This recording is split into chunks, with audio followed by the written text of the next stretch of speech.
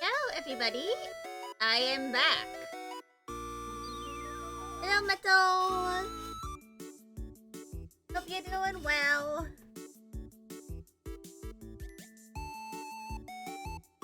Yeah. Yeah. So, I got home. Forgot where I went. It's okay. Yeah, I understand.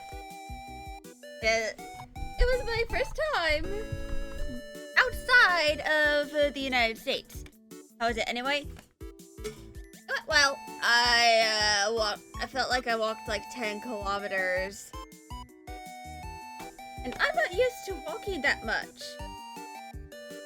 My brother was, but that's because... And I had a lot of pain in my feet, like, during a good chunk of the trip. It's a normal-ass walk for you. Yeah, but to be entirely fair, the United States isn't really, like, all that walkable. But that was, like, in total. Like, remember being in Austria? We had to take a 100-kilometer walk up a mountain. Oh, God. My disabled ass could never.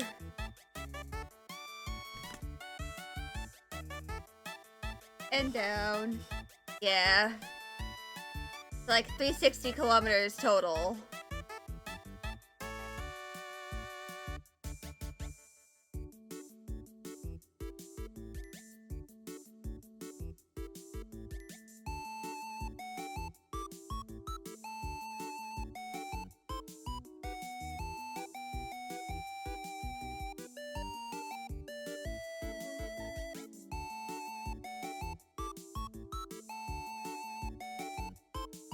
Oh.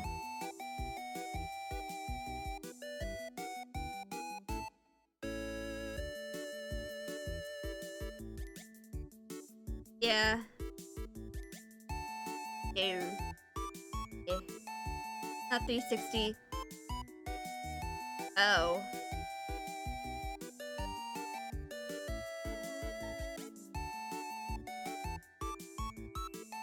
Up and down the entire way we had is 180.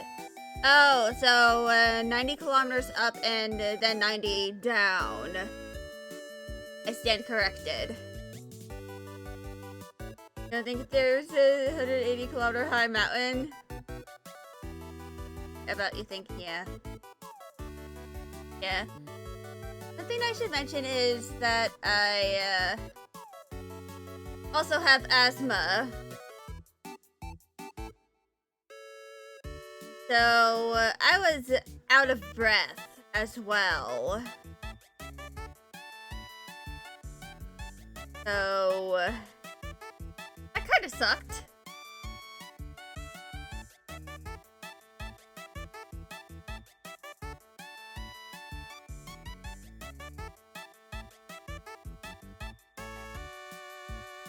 Anyway, I'm gonna go get out the timeline.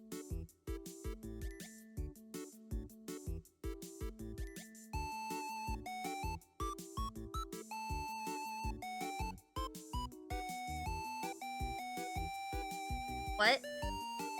Oh, asthma. It's a condition that leads to difficulty breathing. You usually have to take an inhaler. No, after that.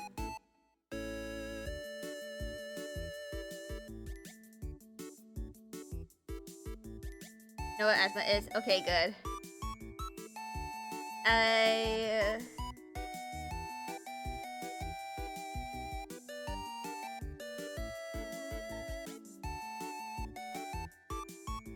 Also, thank you for the streak. Yay, indeed. Yeah.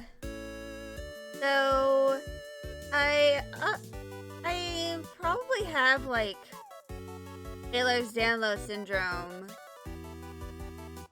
Which, every stream, since, you know, E. Yeah. So, my experience as like a disabled person, and I'd like to mention that I haven't really walked a lot or like anything since I graduated high school like 2 years ago.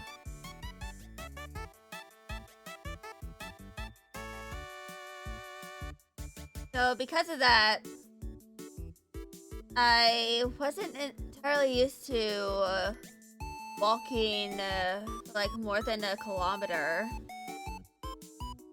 And it ends up causing me a bit of pain.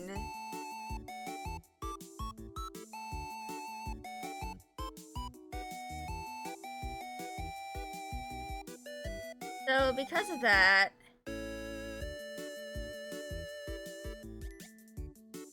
I ended up experiencing a lot of pain while I was, walking and stuff. We also had to go down like a tunnel at the decommissioned power plant that has been turned into a museum in Niagara Falls. Sounds really bad? Yeah, it was. And like the last thing we did there before heading to the gift shop was the tunnel. And because of all the walking I had done like the past few days, I like was barely able to get to the very end and then all the way back.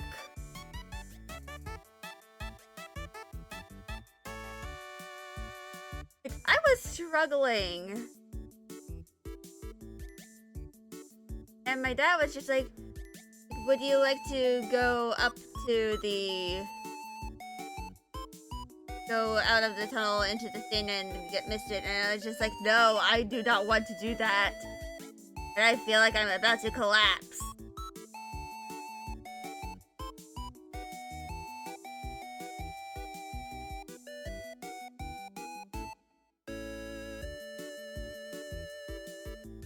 So yeah, it was pretty bad.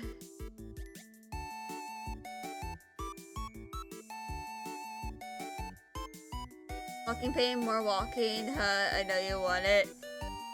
Yeah, definitely, pretty much. But that's kind of like the life of being a disabled person sometimes.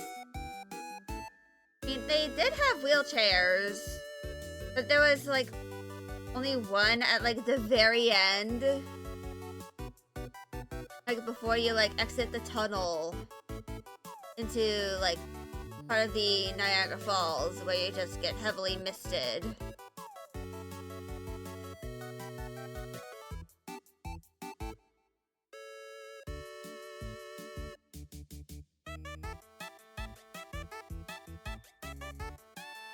Trying to feel better, it seems to like damn, yours sounds worse. Well, part of it's because I'm just not used to walking all that much. I think I've actually been in physical therapy for like a year or two now. And that has helped me a lot with being able to walk more. But the main thing that has been focused on is my hips. I think I probably need to like start going on walks again around my neighborhood.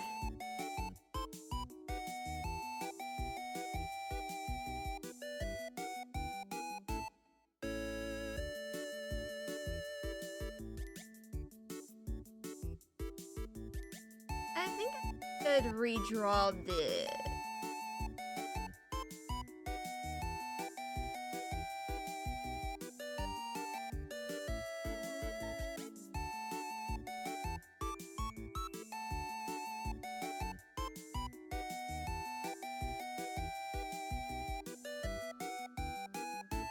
Every 10 days, like 100 meters or more. Yeah. At least that would be a way. Yeah.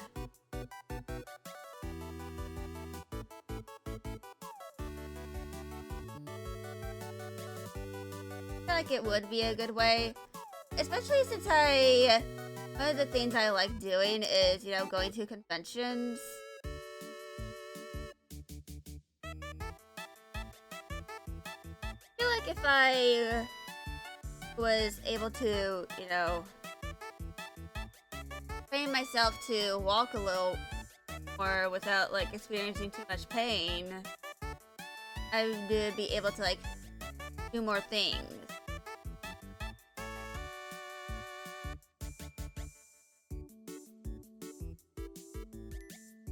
You know?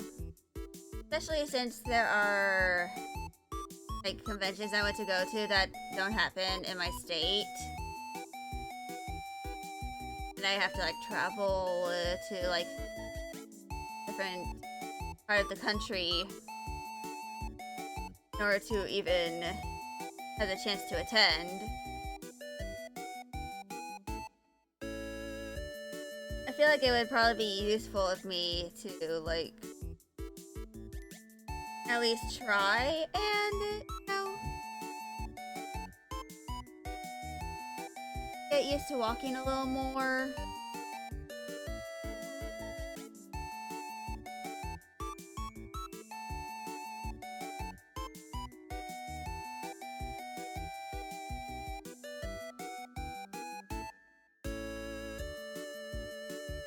Select this and move it.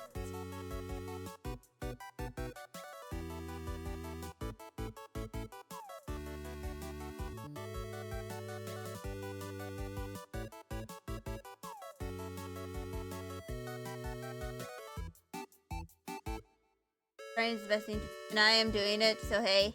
Yeah. Yeah, I'm honestly pretty glad that I agree with my mom to, like, do physical therapy.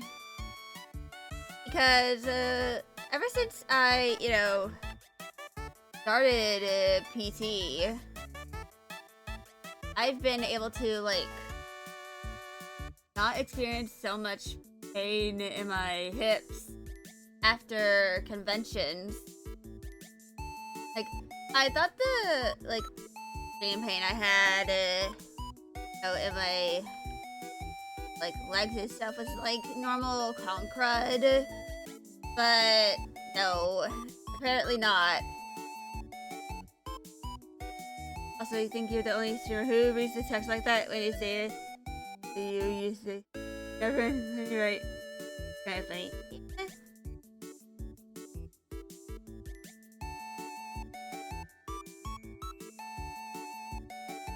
Yeah.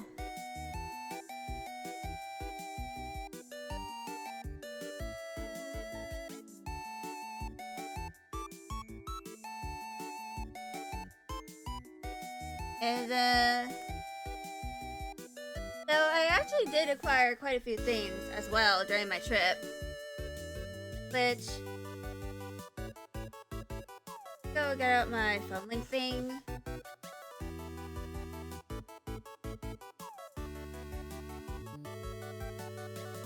And the photos...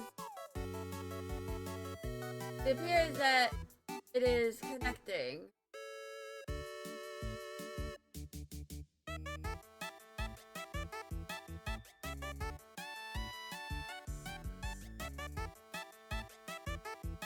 Offline!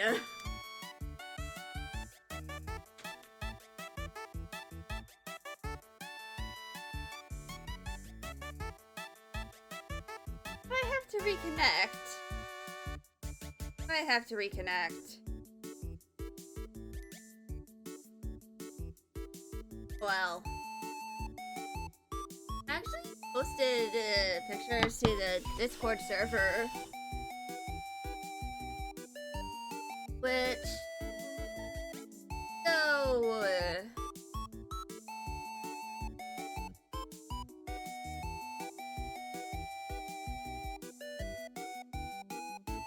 So this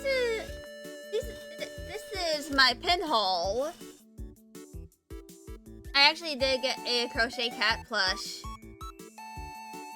So as I was there, but here are all of the pins I have acquired.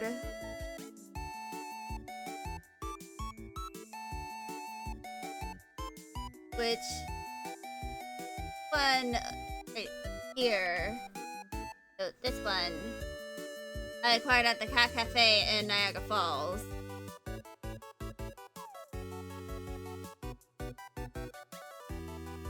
You can't go to Discord. Can't use the tab right over. It's fucking cute and yeah. One of the pins is, you know, the Tesla coil. TV. Yeah. TV. Probably have to like go to Canada in order to get some of these. And the Tesla coil. So this.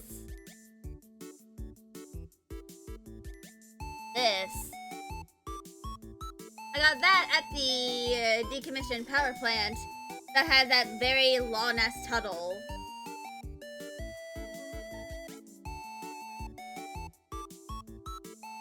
But honestly,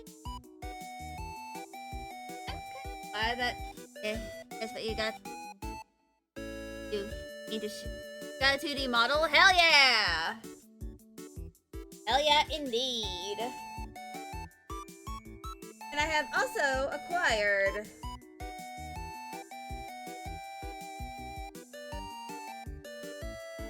Mackies.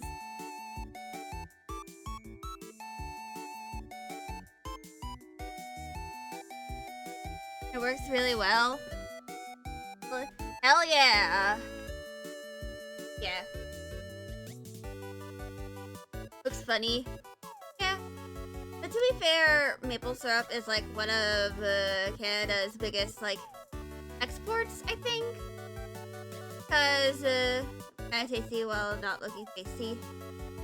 Yeah.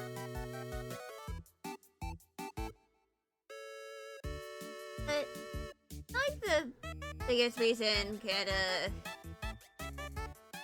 from what I've heard, Canada is like one of the best regions to make maple syrup because of how cold it is.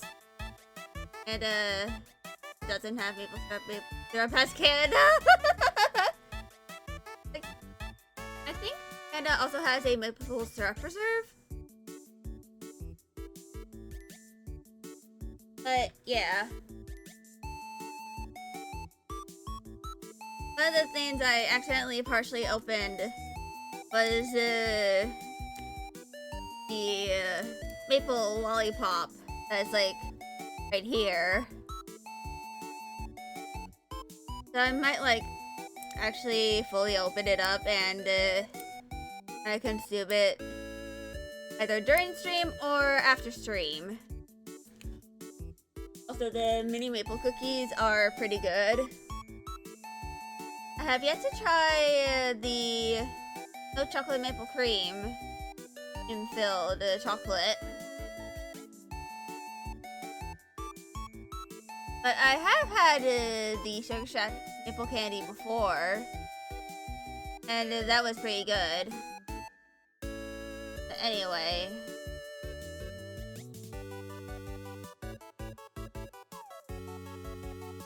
I'm gonna go ahead and return to trying the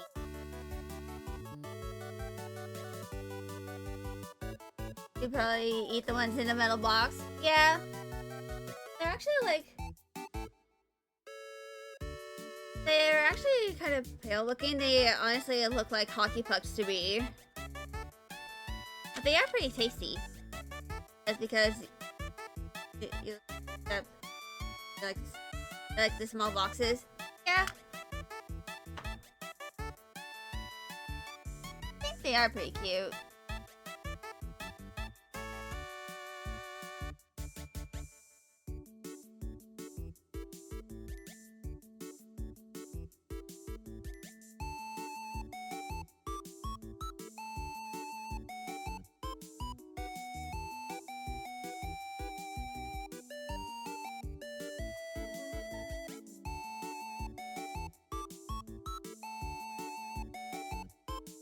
Yeah.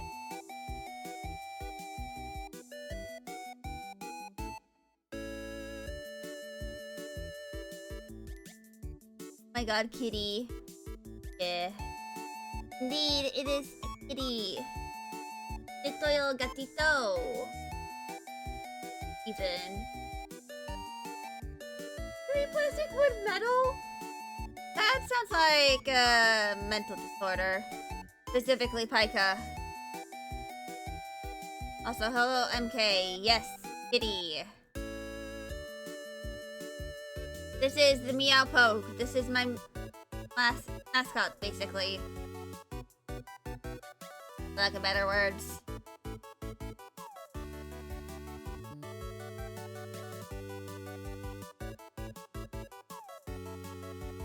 A little bit. Just need to chew on something. There are things that are like made to be chewed on.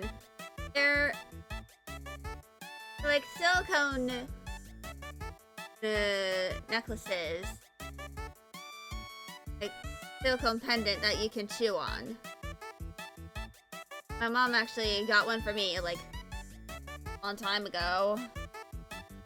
I haven't really like used it.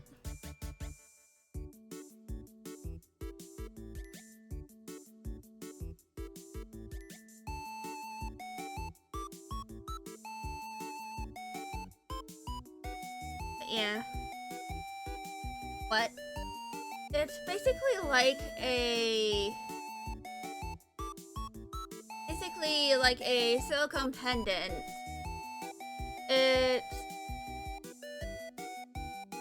It's something that you can like chew on because it's made of silicone.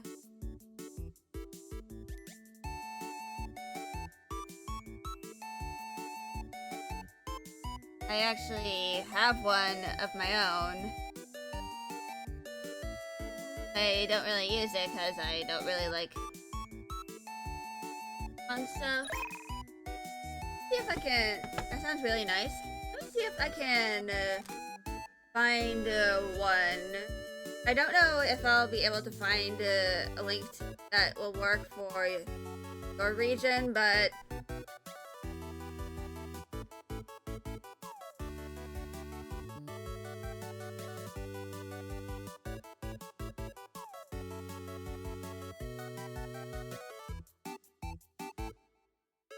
it's called a sensory chew necklace.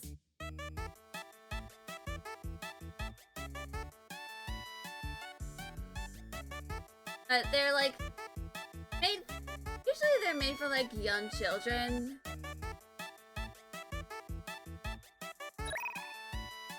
You actually choose through your key. Got it. Yeah.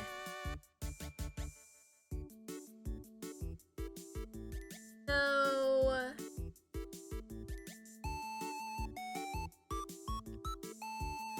please, by some point you got through it by accident. Yeah, this is one thing that is possible. Like, it's made not jewelry. This is like the pride flag stuff, but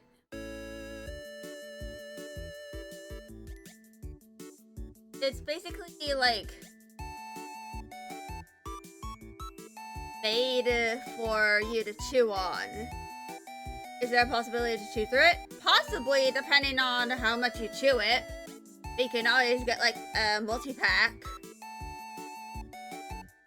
in case you're worried about chewing through one.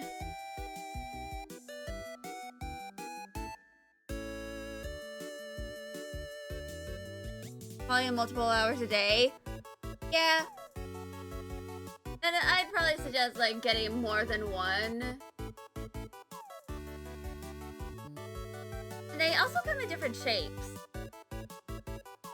There is one that looks like a saber tooth, another that looks like leaves.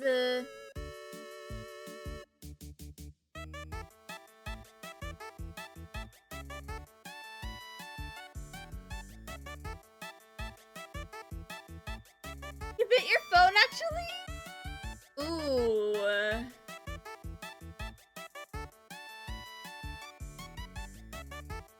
Yeah, I probably need to like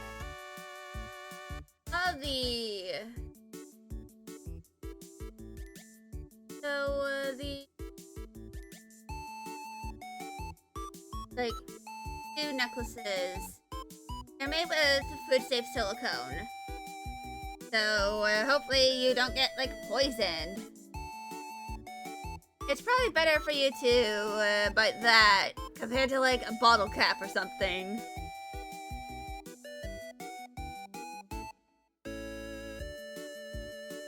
Yeah. Some stuff can be a sign of bite your teeth so often. Ew. Yeah. Also, ads are about to start. Ads incoming, I repeat, ads incoming. I am going to save.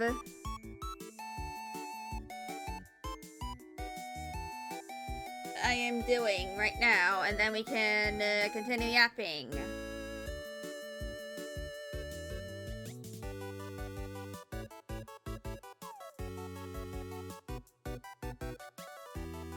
But yeah.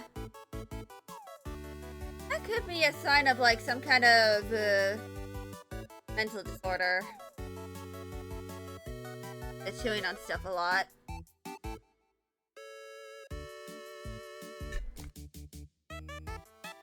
Yeah.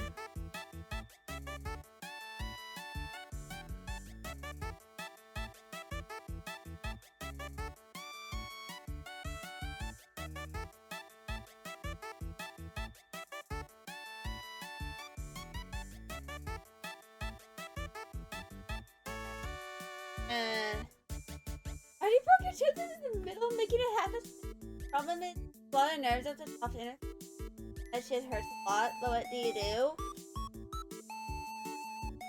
Maybe try and do on something that is made of something soft. Or like,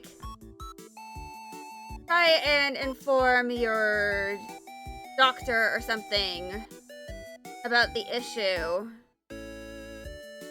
So that they can find something that will hopefully not break your teeth.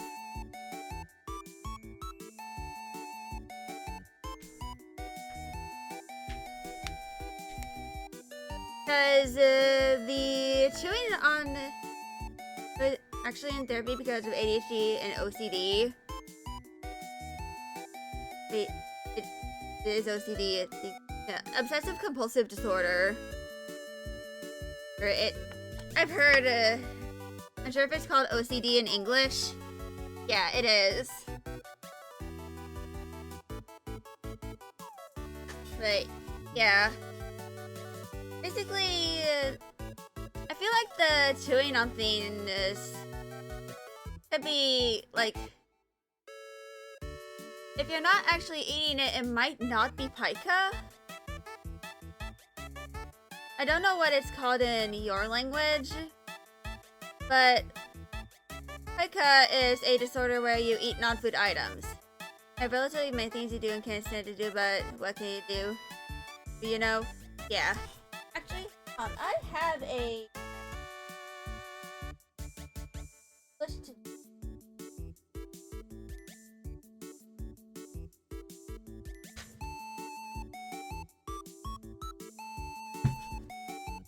I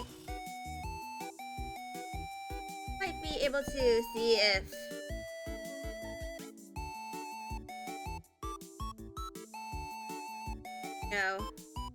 pica is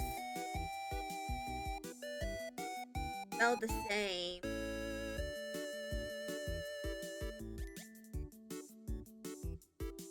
Just like the chew feeling.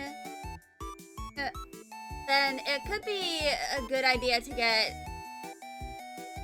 a jewelry or like a chew necklace or something if you just like the sensation, so that you're not possibly breaking your teeth more. Because I don't know if in Germany I don't know if in like Germany dental is included in standard healthcare. I know it's not here in the United States.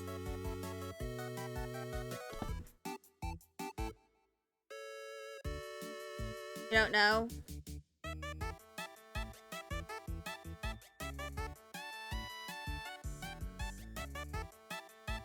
You think it, and if not, you do have dental?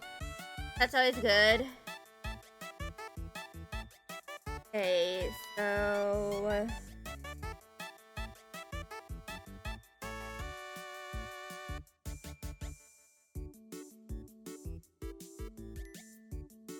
I'm checking the place where Pica would be, and it's not there.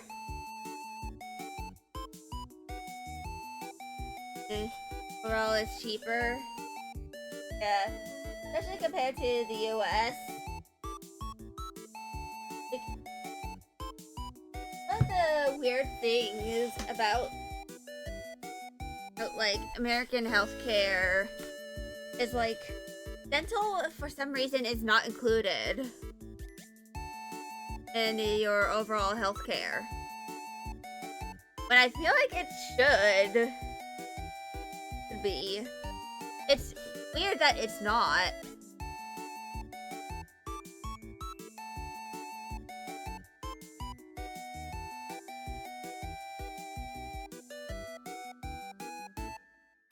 Because like, and also healthcare is like really expensive if you don't have like health insurance through your employer.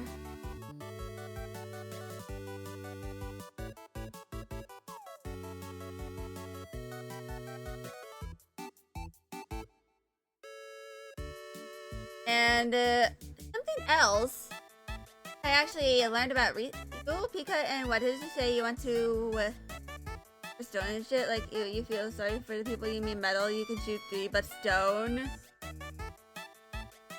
Well, that's because pica is a disorder that can often be caused by nutritional deficiency, especially in children. One of the big things about pica is how, like, basically it can be caused by the nutritional deficiencies like low iron levels. But usually it's not like super extreme in children. But pica can happen with like certain developmental disorders like autism spectrum disorder, ADHD, and possibly even OCD. And the main reason why I know about the existence of pica is because after like my first semester or 2 of college, like university, like of my first few semesters in higher education, I actually took a few psychology classes. I think I still have the textbook I used for my psychology classes.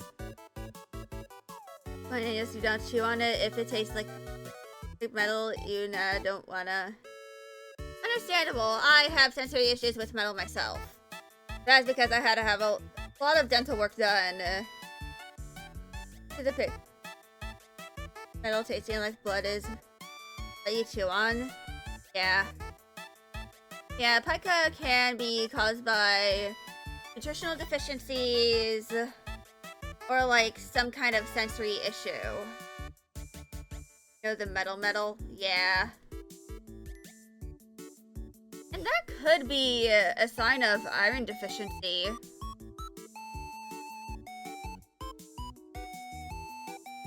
Which for people who, menstruate, for those who experience Satan's waterfall of blood, like, once in a while, like usually every month. Don't? Yeah. Not a girl. Well, understandable. For a guy. Yeah. I mean, guys aren't immune to, menstruating or having conditions like endometriosis. Because, you know, it's possible for a guy who's like born a guy, born and raised as a guy. Not mentioning what's the month thingy? Yeah, it is. The menstrual cycle is actually like the whole process. Menstruation usually happens after the egg is released. Okay, that's possible? Yeah, if you don't have a uterus that is like attached to your genitalia, well, there's also the existence of transgender guys who have a uterus.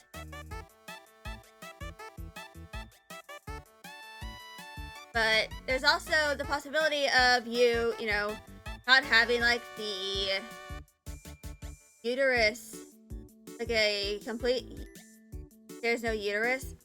It is possible to have a rudimentary uterus in a guy. There's no uterus in you. Yeah, but it's also possible that you might not be getting enough iron in your diet.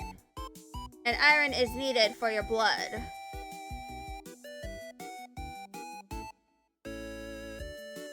So, for me, I usually take an iron supplement every other day because that's how you get the most effect. I don't know if in your country you have to like get a prescription for iron. Yeah. They do a scan through the body with that weird scan thingy in the hospital. Like the MRI or the CAT scan. If it's like the thing that's like really loud and spinny, that's an MRI. No, either. Let me Google. Yeah. I actually had both a CAT scan and an MRI done on me when I was younger. But that kind of happens because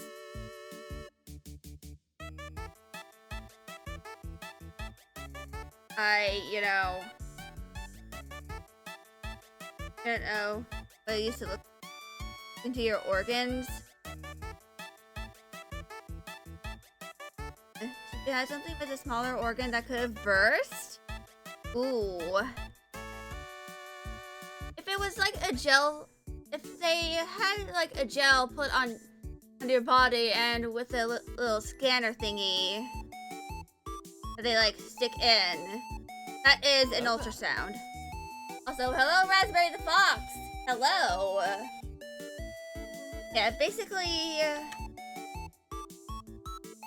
there are a bunch of different ways that organs can be scanned. Like, your body can be scanned in general. That was a few years ago. Yeah. So, I've had a few scans before. But mostly of like my head area because I experience a lot of chronic migraines.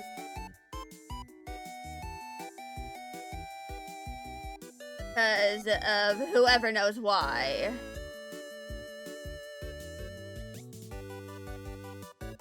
Even I don't actually know why. But basically, like, from my experience, I really lost the character Create Lotto. Yeah. Actually, a lot of what I have is, like, genetic. Just like the Kiwis! Yeah. But one thing I do know is a lot of my conditions are hereditary. You see them laying eggs? Yeah, I've heard that the kiwi eggs are like about like 70% of the size of an actual kiwi bird. And that's like the equivalent of a human giving birth to a 7-year-old. The extra 25% of the weight. Yeah, so like about a small child.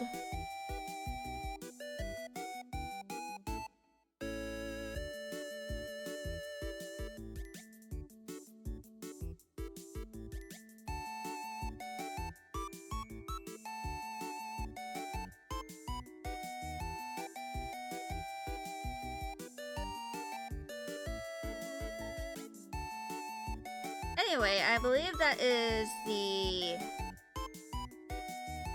sketch done.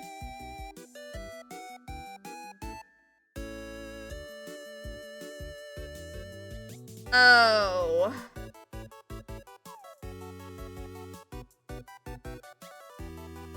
Oh, come on. Don't worry, this happens more often than you think.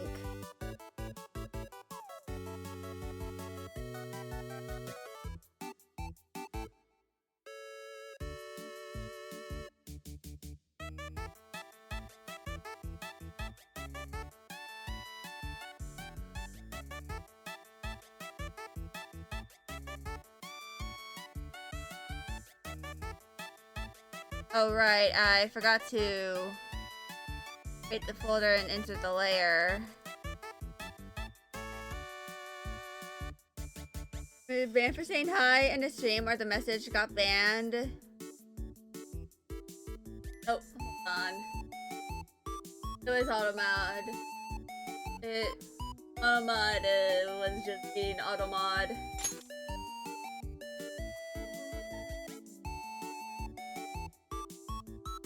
Yeah. I'm gonna look something up real quick. Yeah, there's your incident against babies again. Indeed. On.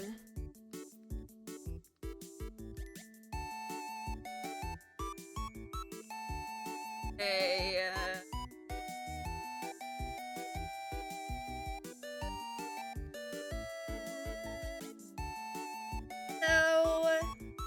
not insulin.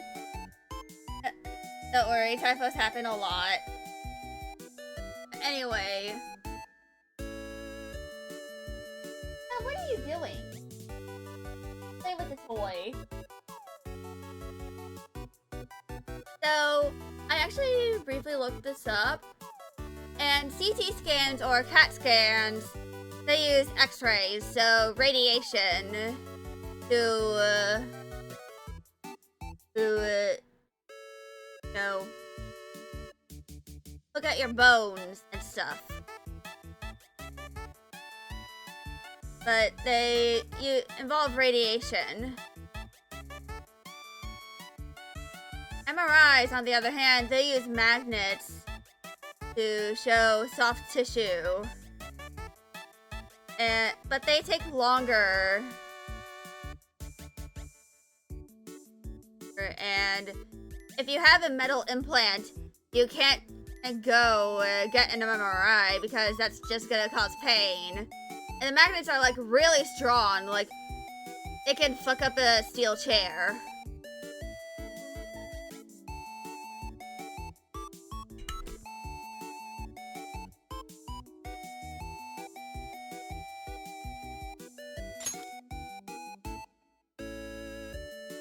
Then there is an ultrasound, which doesn't require you to go into like a big scary machine.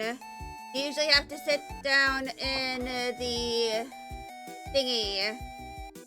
It usually happens for like pregnancies, but it can be used for other reasons, like checking for endometriosis. Hi, Magda. But basically, they put a gel on you, and then they use a little handheld scanner and they push it around in order to usually look around your stomach area. Magda, what are you doing?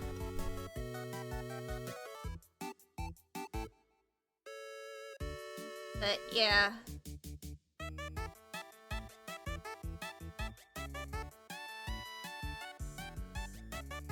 I'm gonna go and try this again.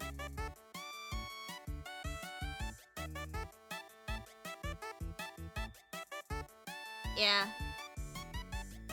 And it's also possible to do, like, there's a type of ultrascan called an intravaginal, where basically they have to stick the ultrasound wand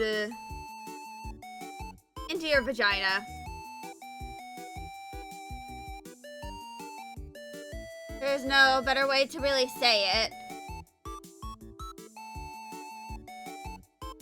And then there are pap smears, which require a speculum.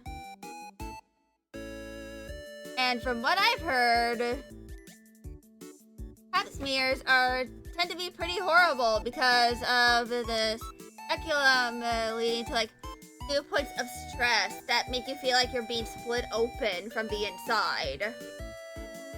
There's actually a new version that kind of has more than the 2 points of stress. Sounds painful. Fortunately, I have yet to really experience those things. Like, I have yet to do a pap smear.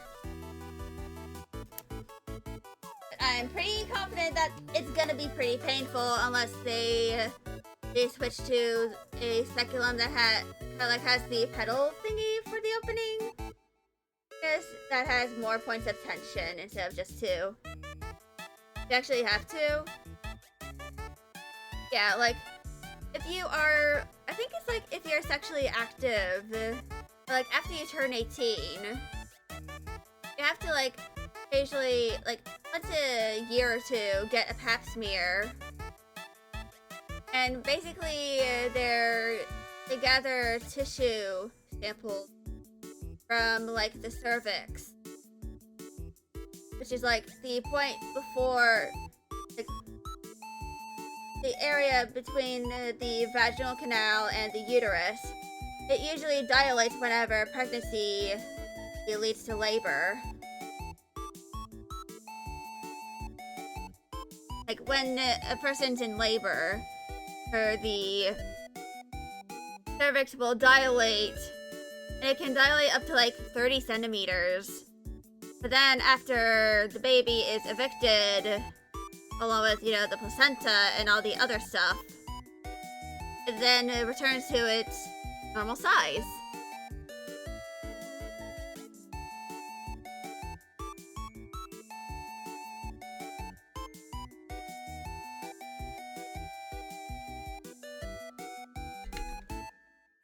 But luckily, because I, you know, am maidenless, I have not had to really do that. But because I, you know, possibly have endometriosis, I'm most likely gonna have to get one, or at least a transvaginal ultrasound one of these days. If I am to, like, really confirm that I have endometriosis.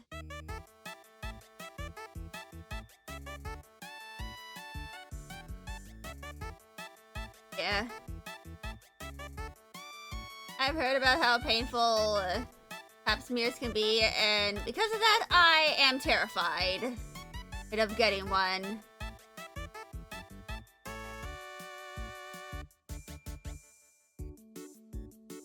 Like, honestly, I'd rather be put under for an explorative surgery in order and get, like, cut up.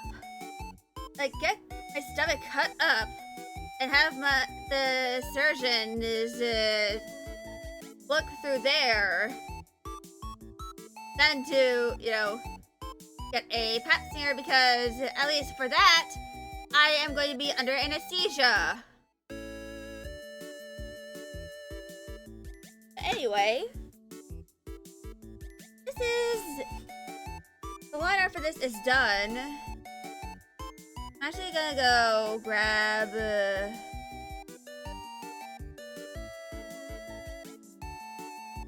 this.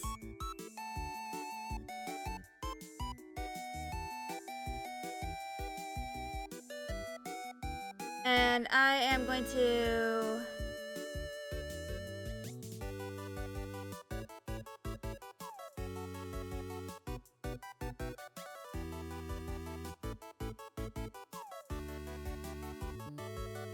Music, yeah. It's actually like royalty-free music. I really like. Sounds nice. Eh.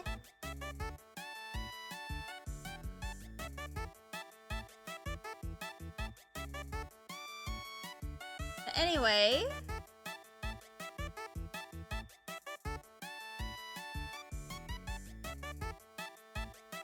Cute feet. Yeah, cute little paws. Adorable little Pete.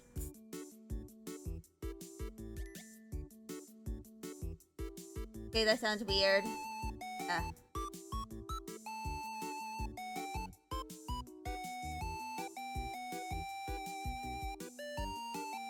How do you feel weird saying cute feet?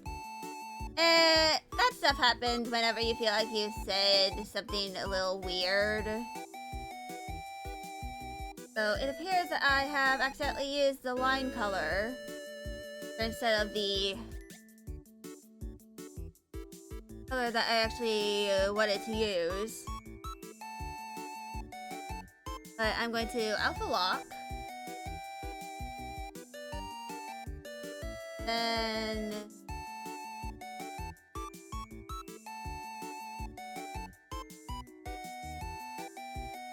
I think I'm actually gonna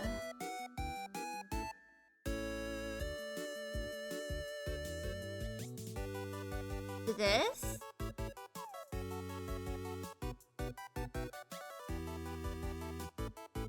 And go and finish this line.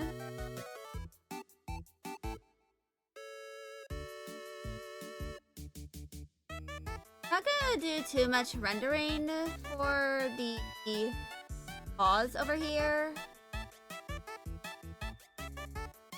That's mostly because, you know, I want to try and get this done so I can upload it after stream.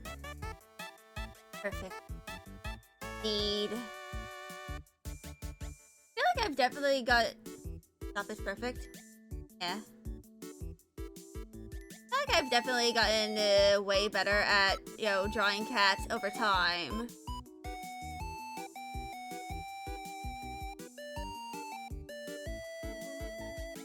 Now I can save this.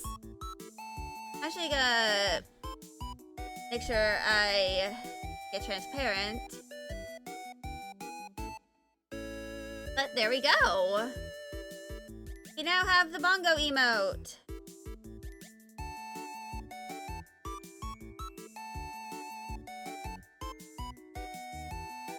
I'm actually going to export this as a GIF.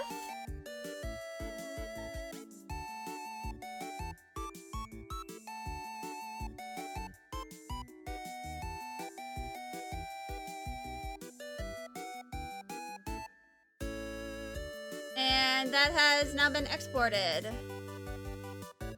Means his emote is done.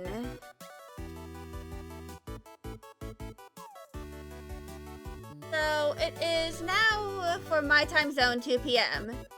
And for those who are new here, usually around every hour, as ads roll, I do an intermission. I pull up the intermission screen and I, you know, walk around, do stuff, and make sure that I, you know, don't go too crazy. And it also gives y'all a time to, like, take a break and, like, get food, use the bathroom, whatever you need to do. So I'm going to go do that now. And I'm actually gonna keep it going for a little bit as I prepare to do the next thing I have on my to-do list. So I'll be back. And this will also give me time to upload the emote to the Discord and on Twitch.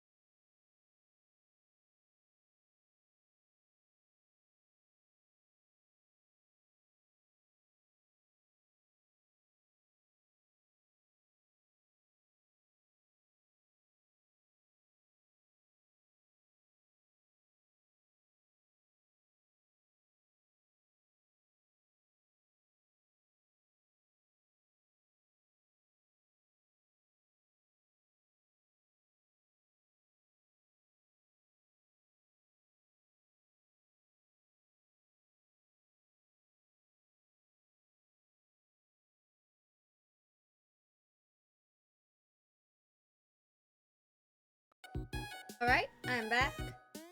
Yeah, every hour that stream goes on, I do an intermission as ads roll because that allows me to, like, take a mind break from, or like a brain break from, you know, stream, and it helps let me be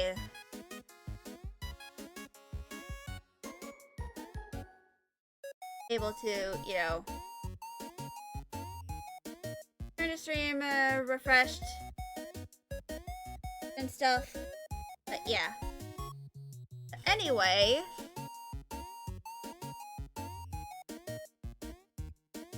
I am now going to do this.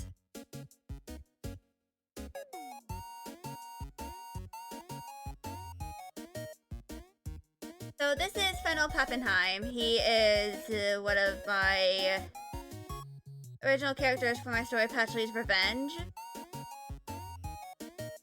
He is the eldest of 5 children, and he's like 22. So most of his siblings are like teenagers. And he is a social worker by profession. I think that's what he went to university for. And he works at the LPIA, otherwise known as the Linnea Paranormal Investigation Agency. He mostly works with, like, you know, if it's something that would require a social worker's expertise, he goes. And that's because he is disabled. And sometimes his mobility is not the best. So, because of that, Director Linnea, his boss, he usually, you know, just has him at the agency.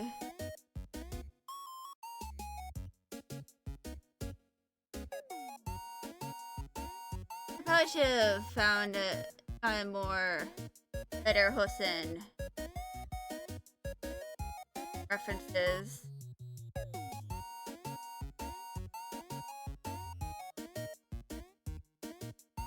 Like, especially for the pants.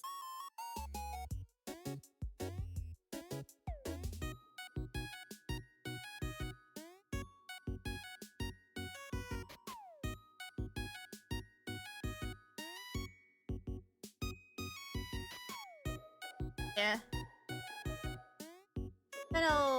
His last name is Pappenheim, and he's like meant to vaguely appear German-ish, or German-coded, because Germany technically doesn't exist in the world that I'm writing, because it's, you know,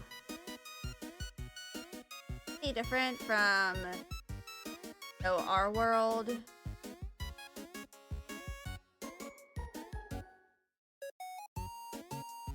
Oh no, Germany, oh no.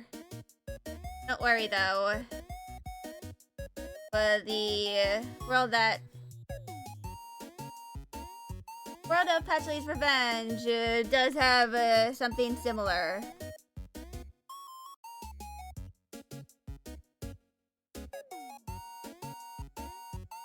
Kinda, sorta. Yeah. So there are there's like one main region or like country that the story takes place in. That is Bruistrom, which is like mostly based off of Norway.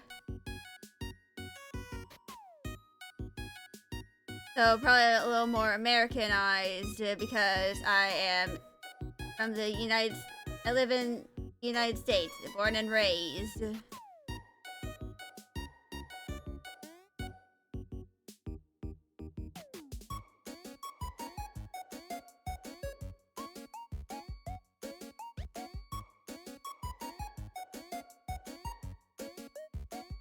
And therefore, because the only country I've been to outside of the US is, currently for now is just Canada. I have to do like a lot of research on like, Nordic regions in order to like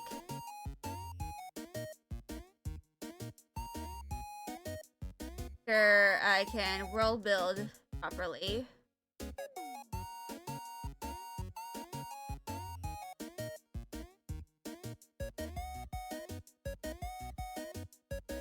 Which might go consult like the subreddit for like the Scandinavian region so that I can, add stuff to the world building.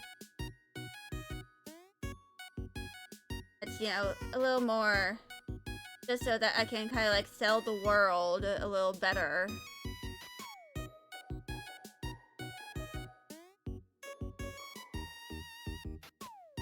Add this little pocket.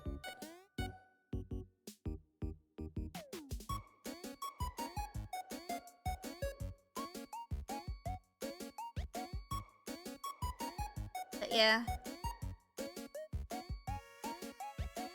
And I'm pretty sure like once I like get to the second draft, that's when I'm going to really do more research. Like European countries, like, the Nordics.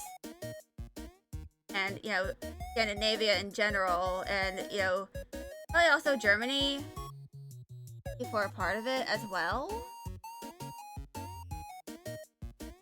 Because I want to, like... I'm fully aware that I am not going to be properly doing, Europe justice as much as a European person would be able to. Because I am not a European by, like, in terms of where I live. Like, I have European ancestors, like... Do you make a main character? I have, actually.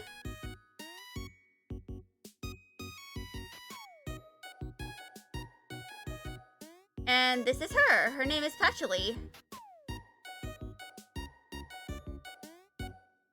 You too. Yeah. And you also have European ancestors. Yeah.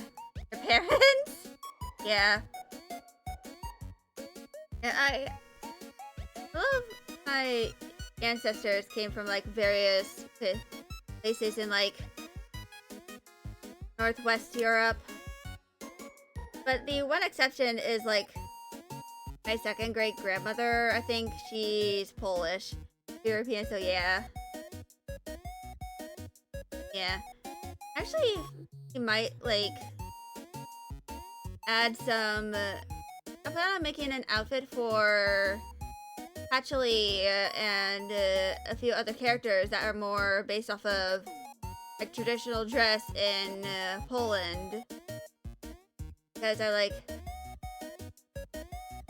don't have a lot of connection to my Polish ancestry because the side where I get my Polish ancestry from, they're not the best people. But I wanted to try and at least, honor some of my heritage through the stories I write.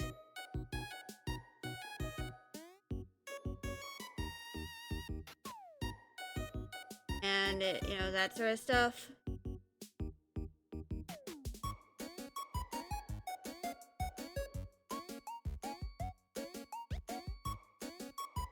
I just I connect with it, part of my ancestry and the people who came before me, who moved to the United States to have a better life. and in a way to like a way to honor them and the sacrifices they made and all that.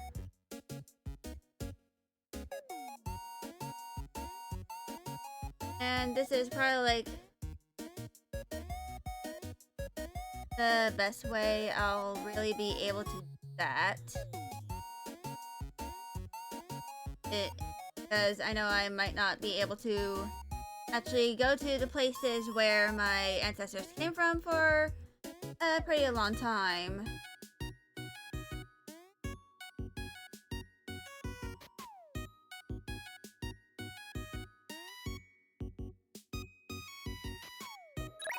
Anyway.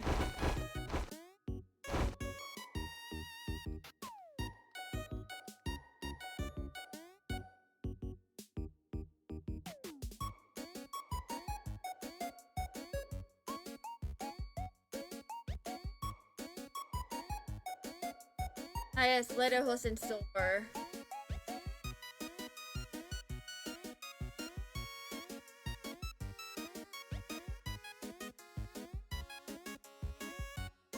That looks so nice. I do think so. Yeah, Fennel is kind of like the members of the main cast.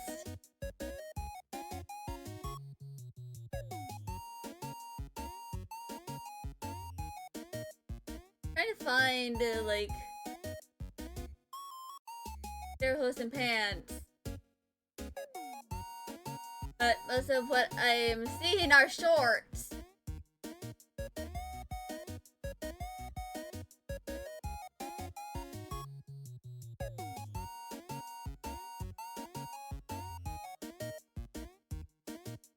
But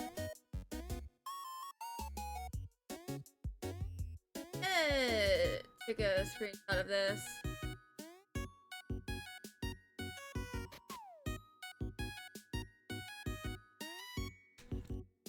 Right. This have their host and reference 4.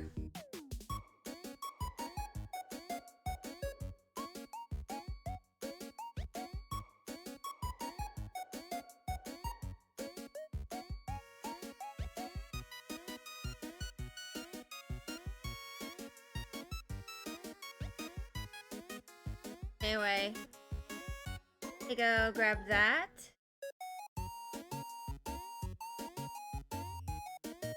I'm gonna go the line for the groin, the pelvis, because that helps with the perspective.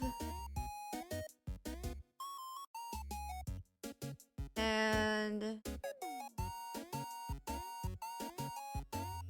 that.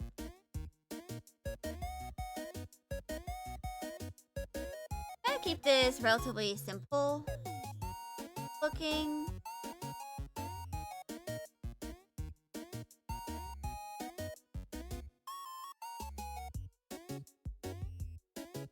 Now.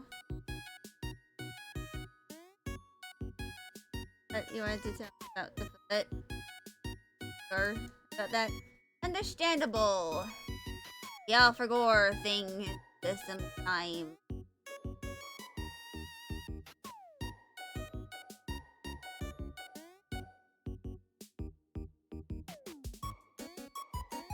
That makes it like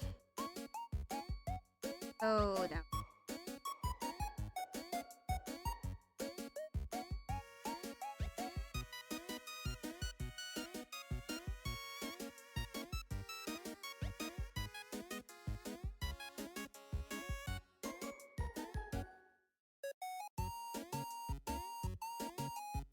He stepped on glass and broke it. Ooh. Yikes.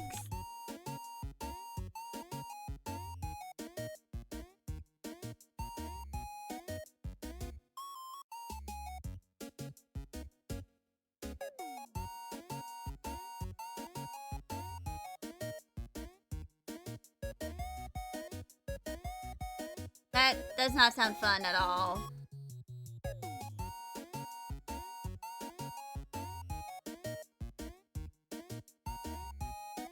The relating event and accidentally knocked down was up and on instead of the glass and smash your foot into the glass. Big shard in your foot, but pulled it out. It also went through, but it's at least good or at least better.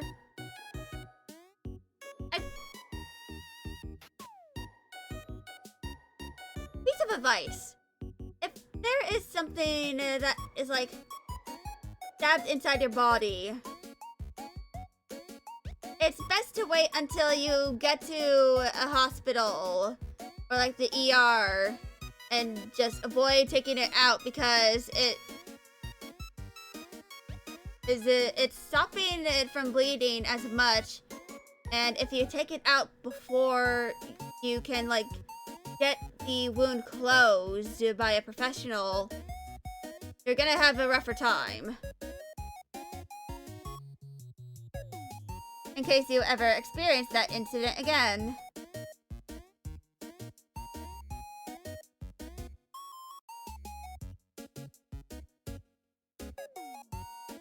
Just try and avoid, trying to take it out on your own if this happens again. Just like, call emergency services. Or like, ask someone to take you to the closest ER.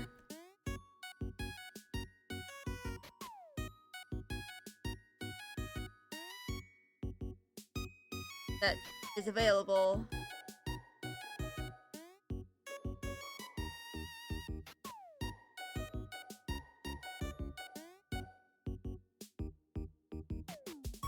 Because if you take it out early, you're gonna experience more blood loss than if you just keep it in and wait until you are able to have a surgeon take it out and fix the wound.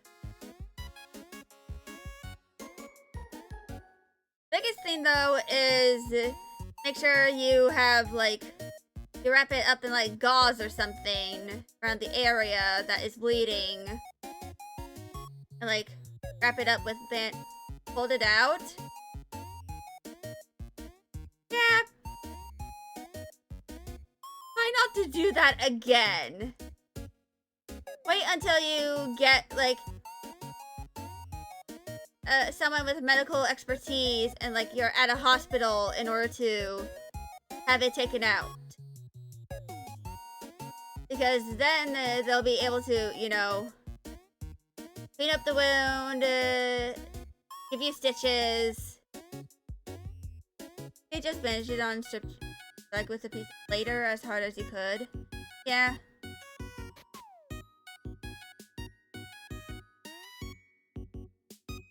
Then went to a doctor. Well, at least you went to a doctor, but... Oh, piece of leather. Not later. Yeah. Piece of advice. If you have like something that is like sticking out of you,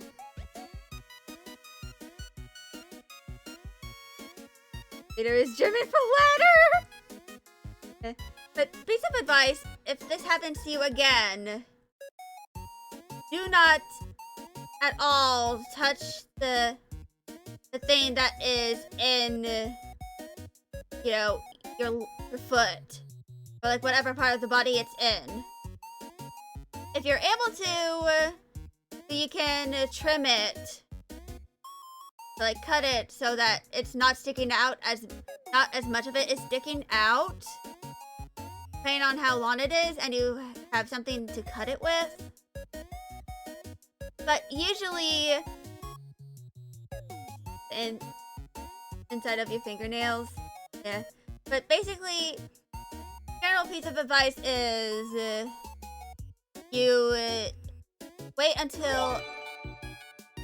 Oh, thank you for the random add-on for the mysterious gift to metal. You now have more emotes that you can use. You can even use the dink donk.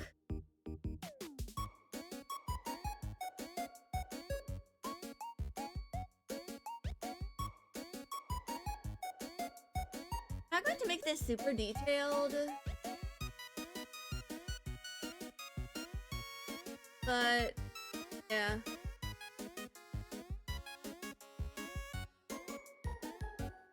What's a dink donk?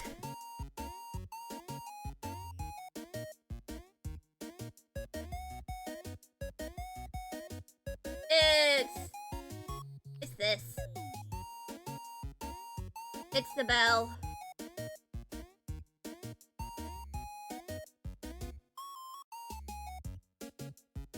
I'll probably upload the bongo emote later. Yeah.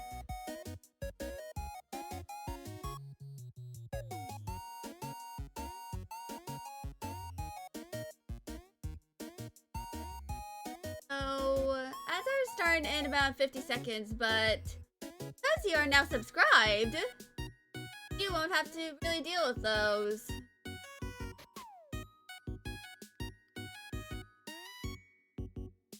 So,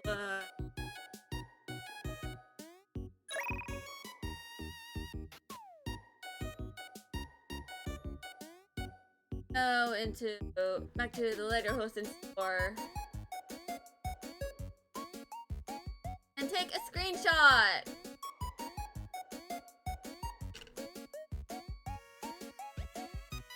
Reference 5. Finally, indeed.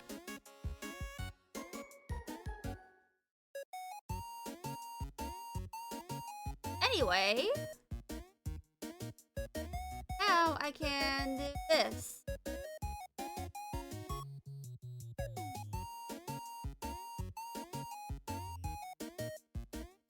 Samara had like 9 of the 10 emotes you wrote. Oof. Yeah. I'm going to the general shape of the shoe. Add the sole.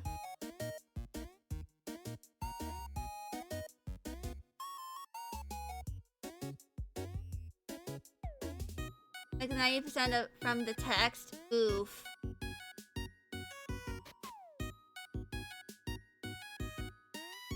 They still felt like that. Yeah.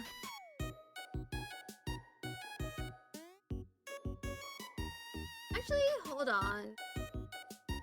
I think I can go ahead and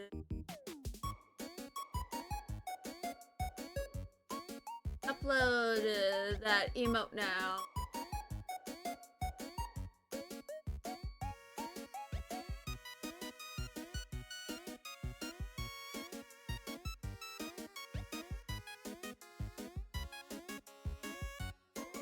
Load.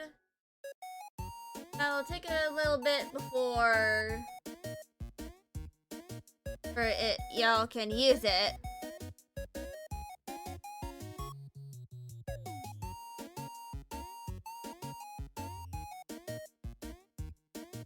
How do you even buy a subscription for yourself? You only know how to be able to gift.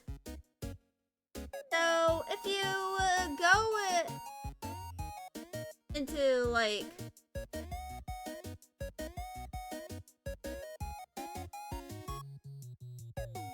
I think it's like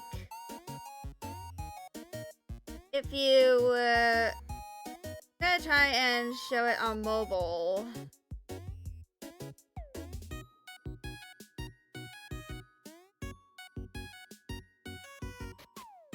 But there is a button that says subscribe.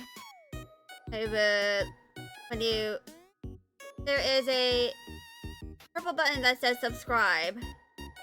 You click on that and you then choose what how many you want to, how many months you want to subscribe for. There's gift subs and bits. Weird. Usually there's like, from my screen, it says there is the bit symbol, gift a sub, and then subscribe.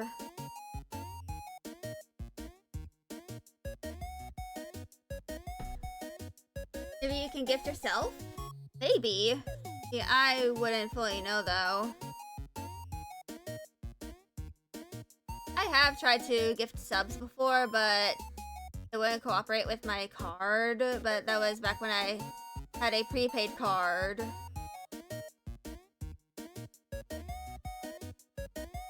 I now have a debit card. You can do that when you have the money. Yeah.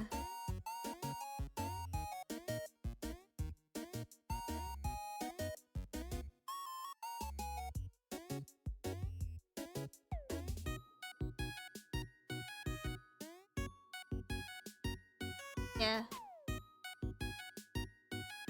Don't feel pressure to...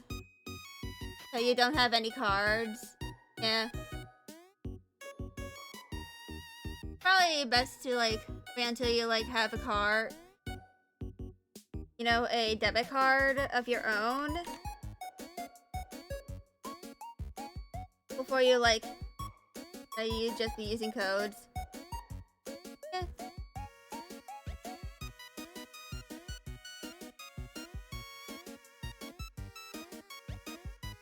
L. Indeed.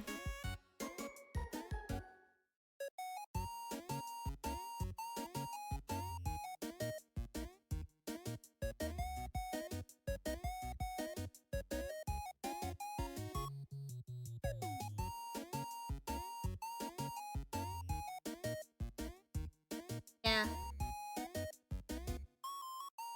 Only need 18,000 points more. To the VIP. Yeah.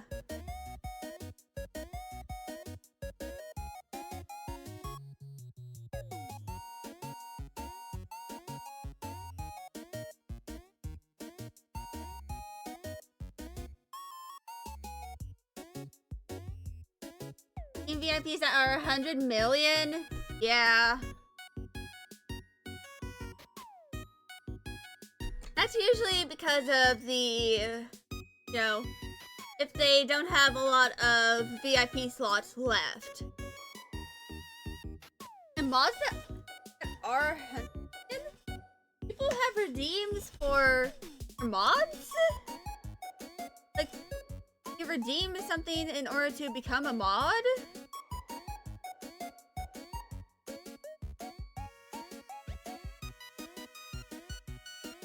That is like really weird to me because the amount of power a mod has. Like, they can straight up delete messages and like ban people. Eh.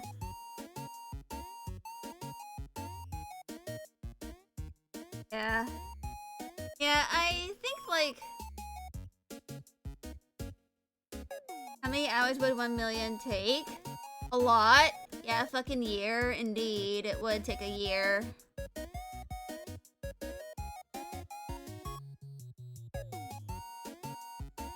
It would take a goddamn year.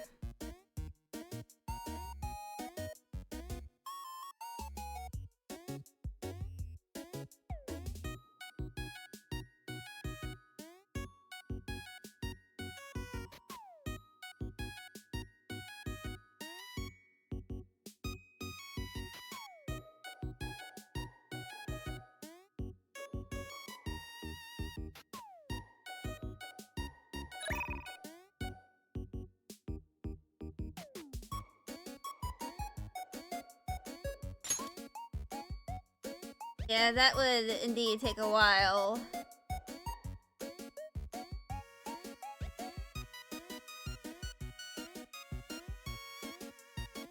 Luckily, I still have quite a few VIP slots, so... If you get predictions, the bonus in streak 35 days. It feels a bit long. Yeah, definitely. And that's like if the streamer is like streaming every single day of the year without break.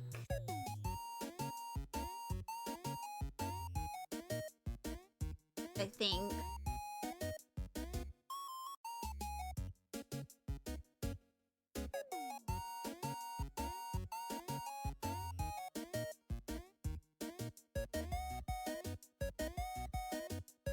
Yeah. Fetch is done.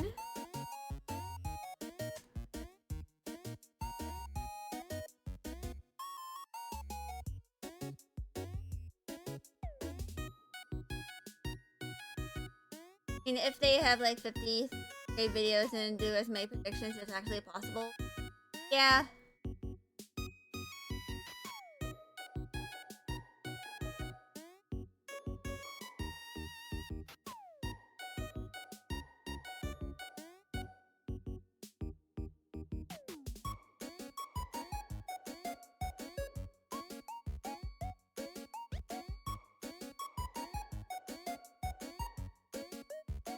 So I probably need to eventually like close my commission again.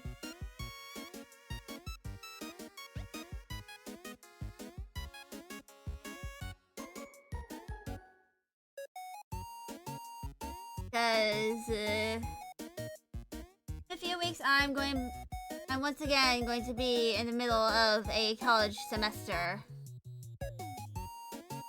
It'll be number 8 in terms of all the semesters of higher education I've had. But luckily, even though I am still a full-time student, only 3 of the classes actually start on the 12th of January, so like week after my birthday.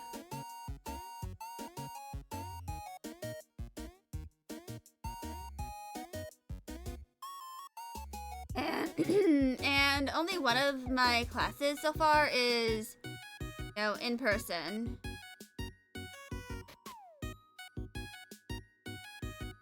Unfortunately, the days that it happens is both Monday and Wednesday.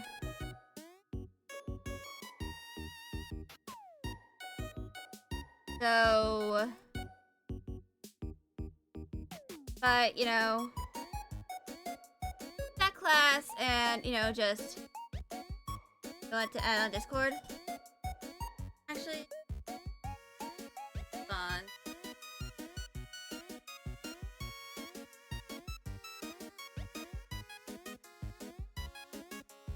See if this will work.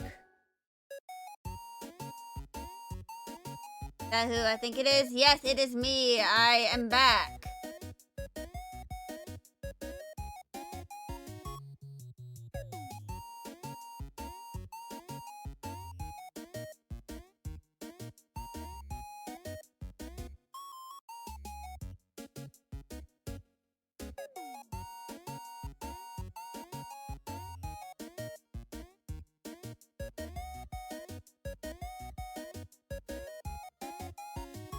No pato indeed. Hello.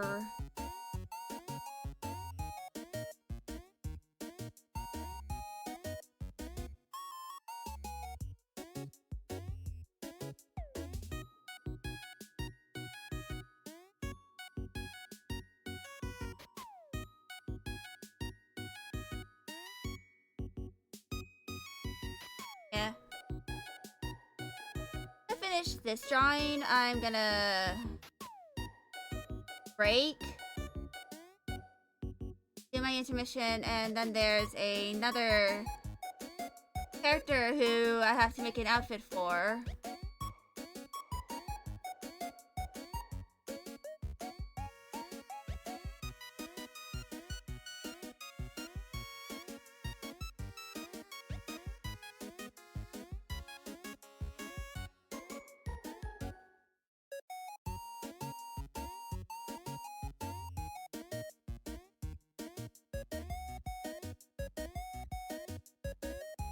And that will happen after the next intermission.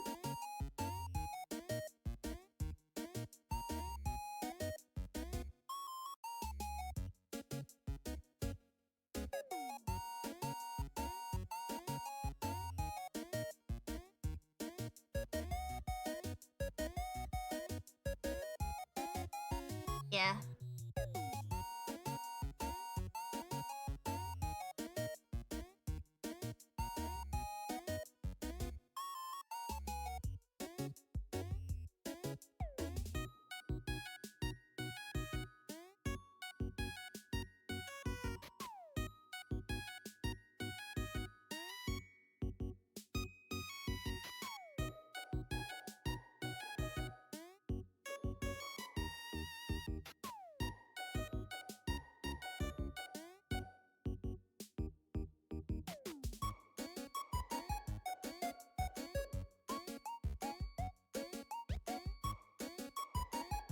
Uh,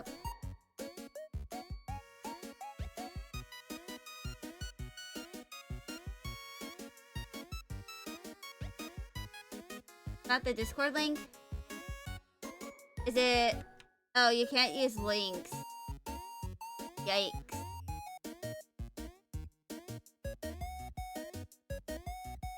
It's the...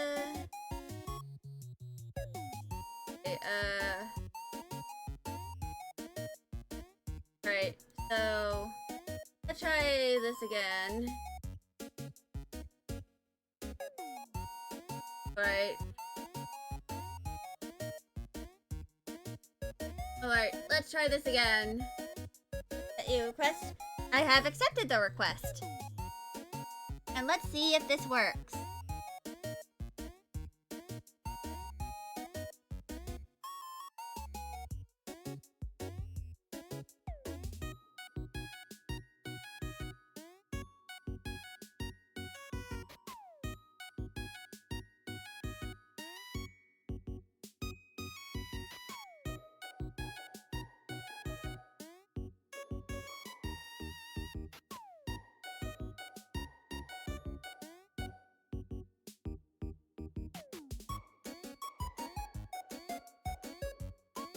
Yeah.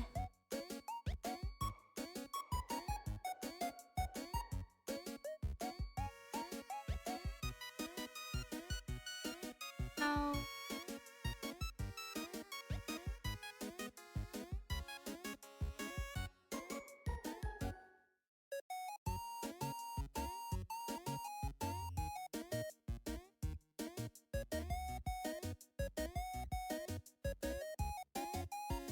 Anyway, that appears to be done.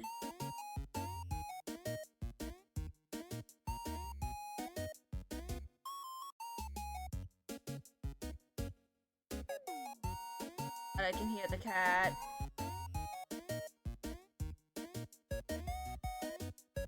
I can hear the silly linguini. Beanie linguini.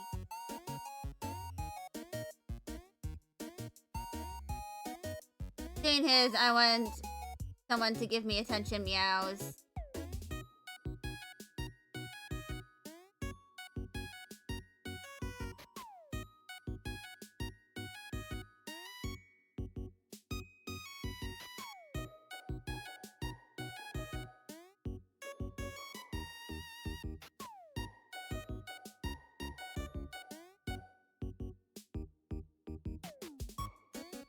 Push down.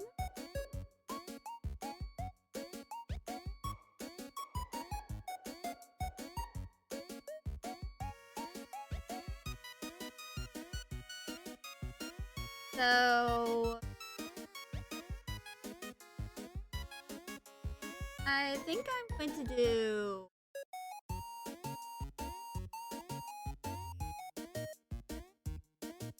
the white is sclera for this.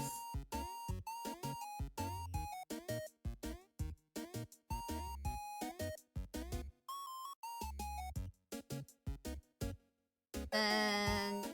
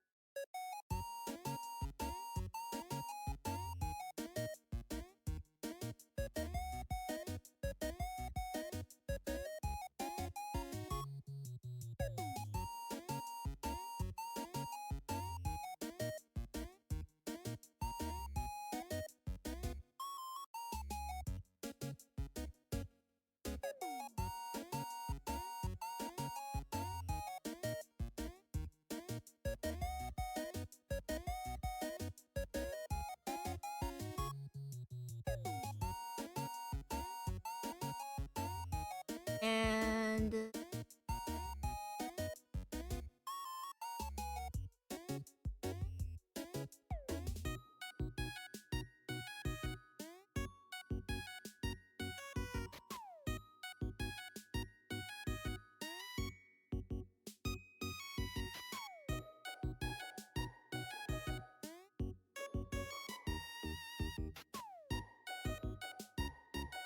and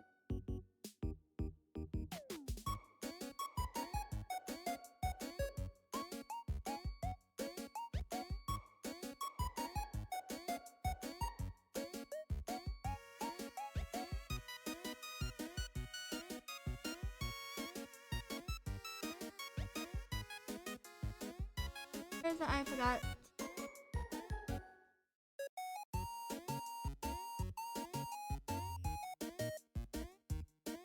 Dollar.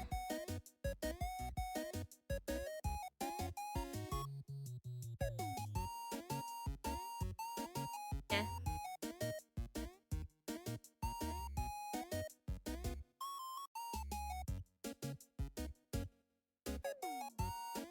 I have sent you the request.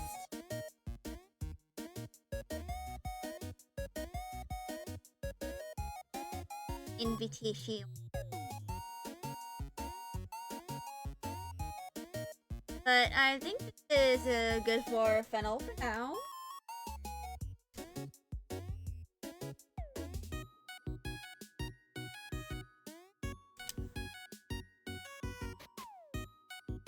So yeah.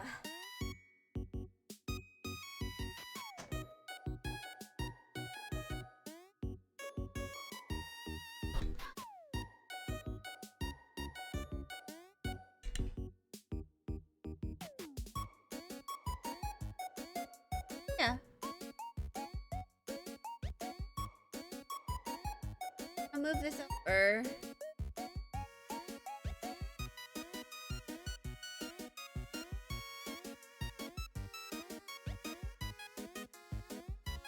And this is all of Fennel's outfits.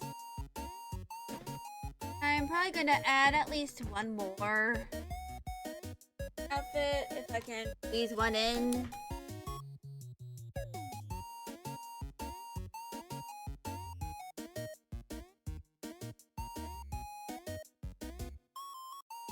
Sure, since I, am able to figure stuff out.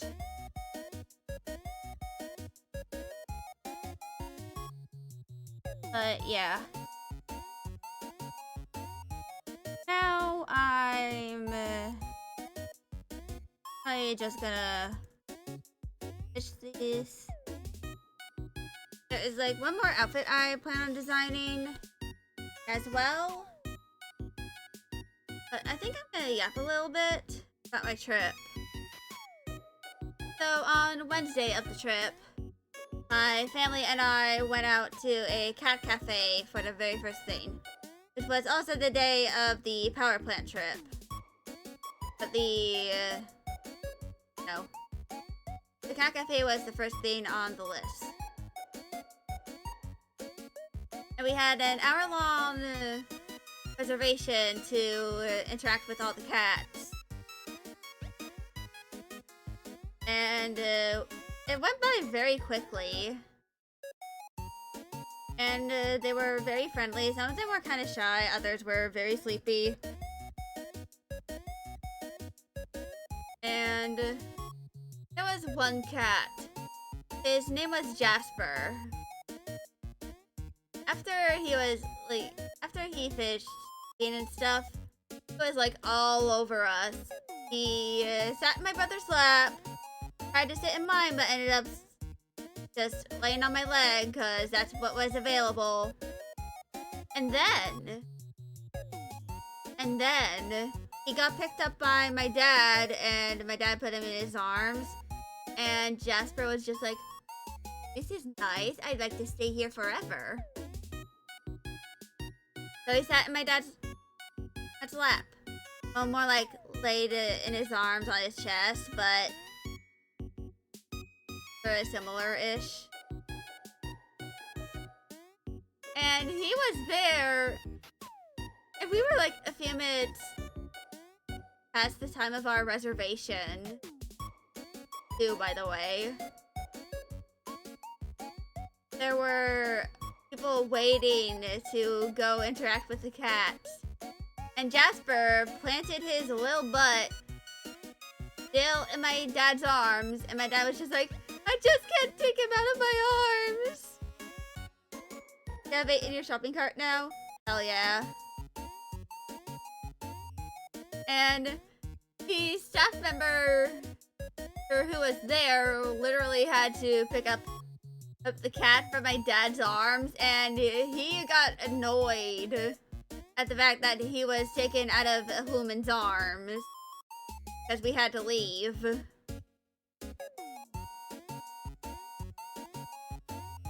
was so cute.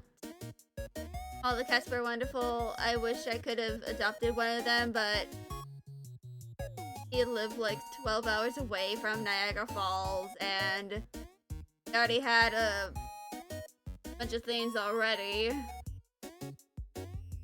Like, we couldn't even see into the back window of the car because we had just so much stuff. Like, that trunk was packed to the brim.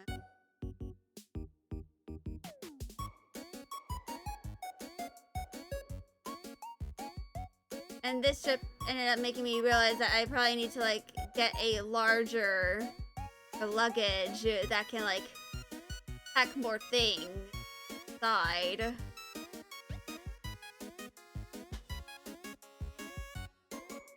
But I'll probably do that once I know my family is gonna go on a trip again.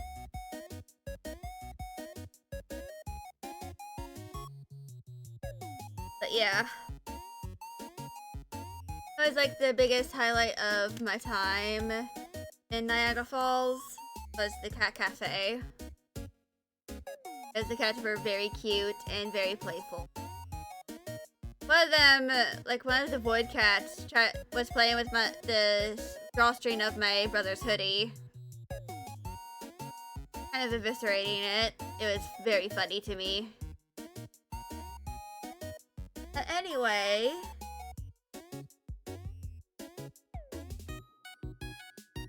I am go on my intermission once again. Gonna last a little longer. I'm starting it before the ads because, you know, in case. But I am going to be back in like 5 or 6 minutes, hopefully. I'll see y'all in a bit.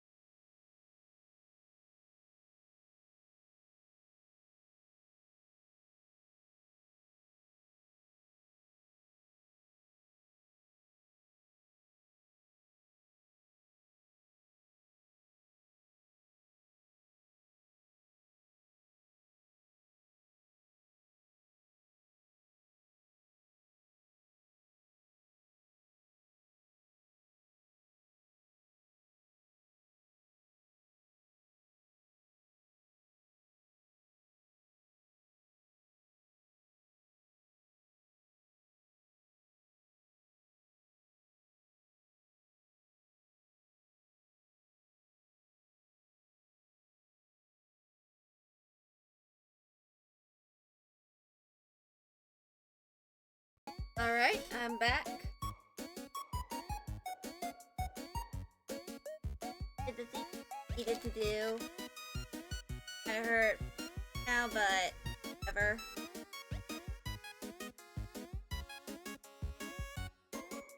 Ow.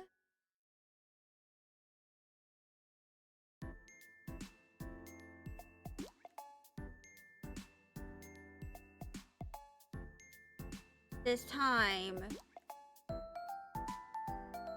to Dahlia.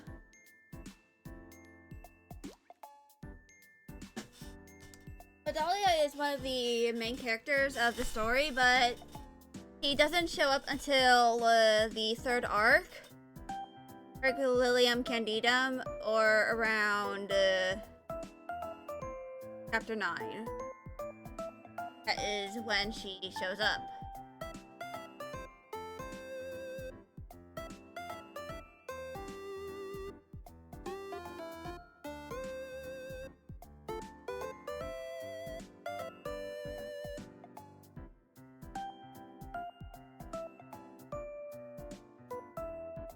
Is the story public or gonna be public? Yeah, it is gonna be published eventually. I'm probably gonna like self-publish.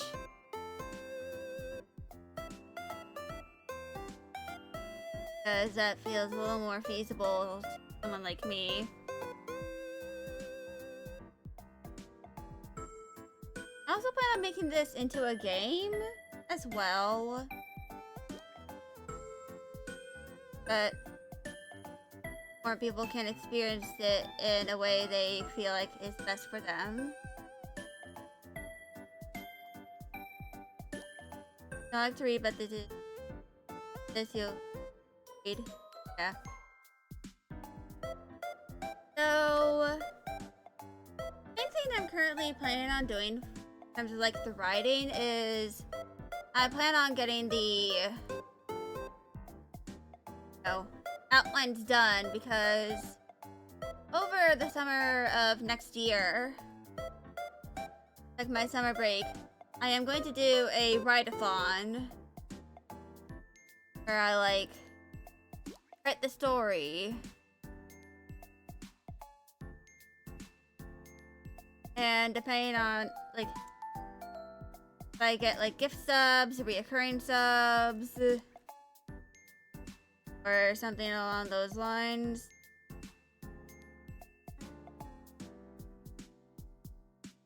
That will increase the word count that I have to hit for the whole entire novel. And that is just for the first draft. So if you buy, you'll buy there. Yeah. About to finish. I'm actually like halfway through, or about to finish and then 4 subs. Yeah. But luckily, the word count doesn't just apply to the actual story. It involves the chapter titles as well, along with certain other parts of the book, like definitions and all that. So that will also greatly increase the word count.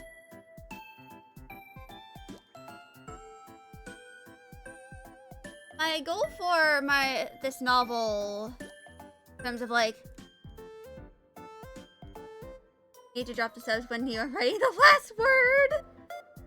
Please don't. It would honestly be kind of funny, but it is, of course, just a first draft. And, so, I'll be making changes to the story. Wait, what? 4 more words? What? Yeah. This is the end. Yeah. I think, like, the starting word count I'll have for,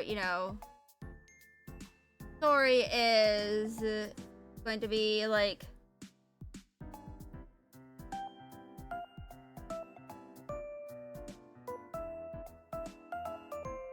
pay for my out. It's probably gonna take a few years before I am able to like actually get it published.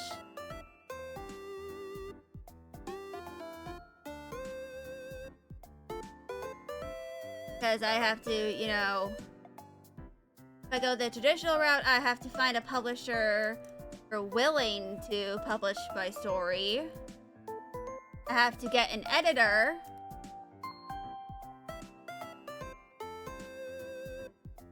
And it's not meant that they're just it, yeah. But it's good. The process of writing a book takes a very long time. Hold on. There's a cat who wants to leave.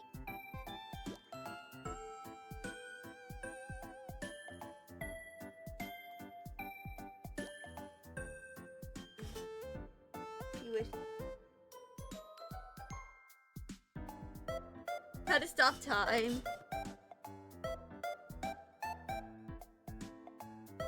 Of course, I do plan on, like, writing more than one novel.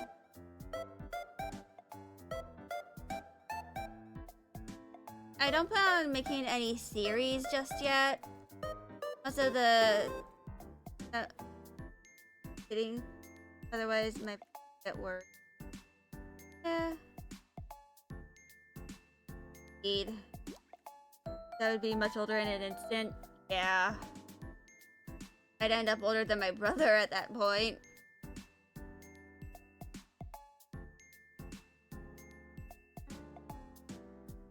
Anyway, sketch is done.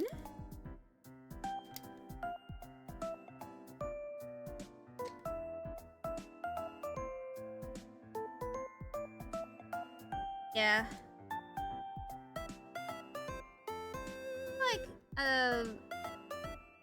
for, you know, novel I'm writing, I'm going to take novels that I'm writing in the future. I'm going to take, like, all the time that I can to write them. Make sure, you know, something I am proud of.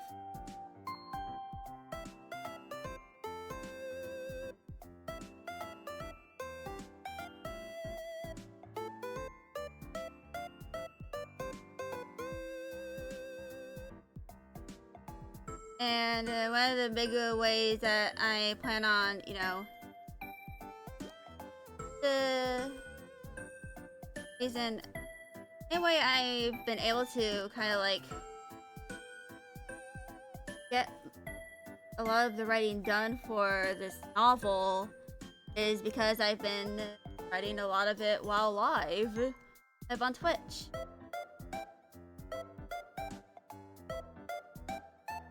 So a good chunk of the, you know, novel pretty much going to be written on here for at least the first draft. I'll probably like ask my mom to read it, give me like feedback.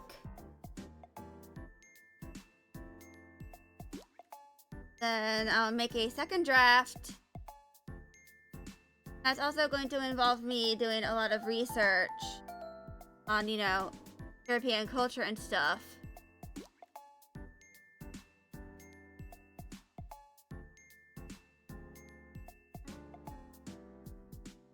Then once I have the second draft, I'll possibly make a third that will basically be like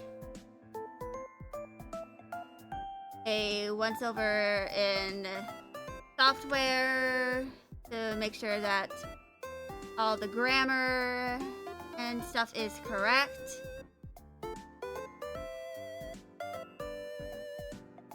I have to pay a membership though, like a subscription fee in order to do that.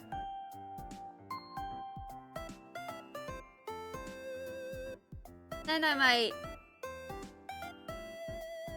do a once over with my mom again for the story. And then once that's done, I'll send it over to a few publishers and see if any of them are interested in, you know, publishing the novel. There are some other things I have to do for it as well, because since it's going to be a light novel, I have to make drawings, like a lot of drawings.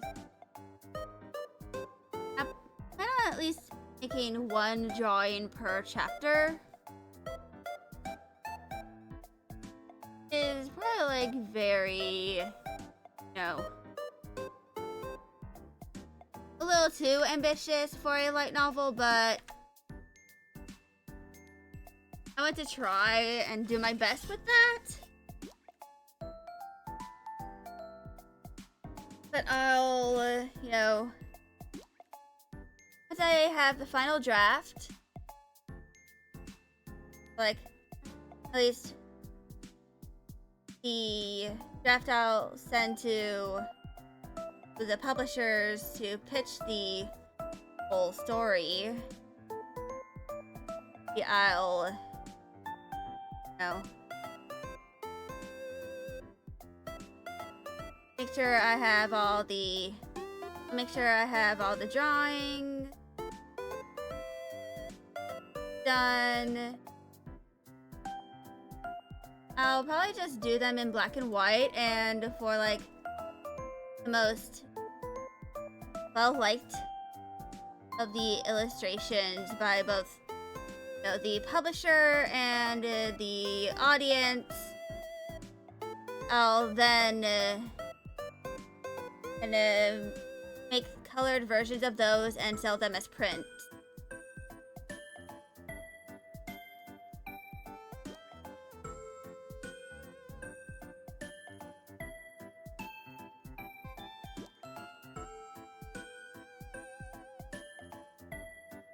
You can, you know, buy and hang up wherever you want to hang them up, or put them in like a frame. Of course, I plan on also making more merch concepts in the future, especially for, you know, this story, because, you know, marketing and all that.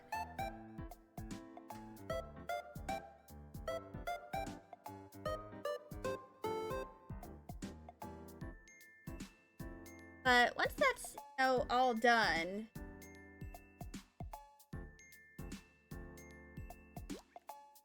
hopefully be able to like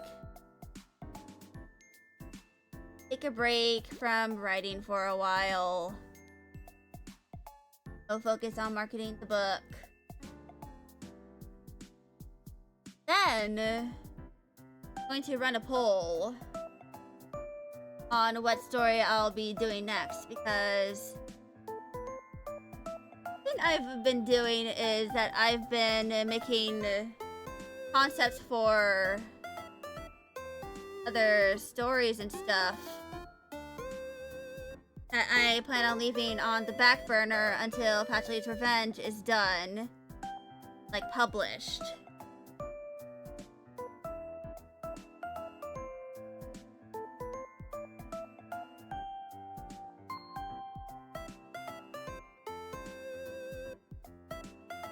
So once that's done, and I no longer have to really worry about that,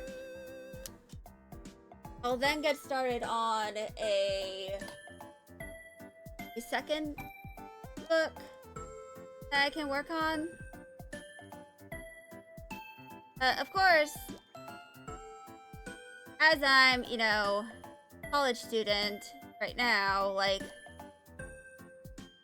I am still trying to pursue my degree in the arts.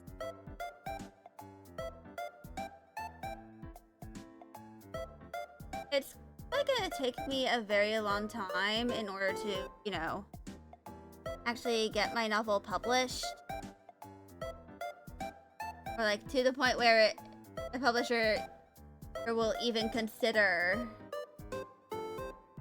for publishing my work. You'll get it. I hope so too. But luckily, it's easier than ever to, you know, self-publish a book at this point.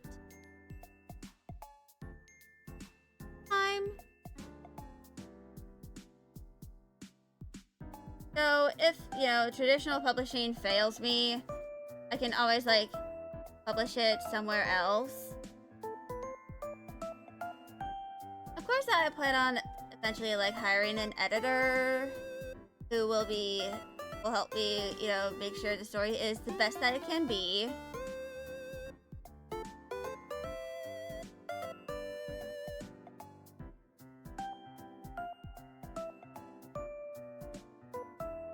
Sure, I have everything taken care of. Sure, any plot holes are filled. Or maybe even just leave them out. For someone to write fanfic to fill that hole.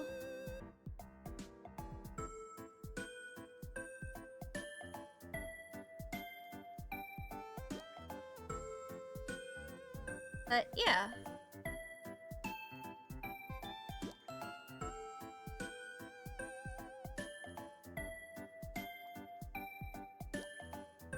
Yeah, eventually I will hopefully be able to publish Bachelor's Revenge.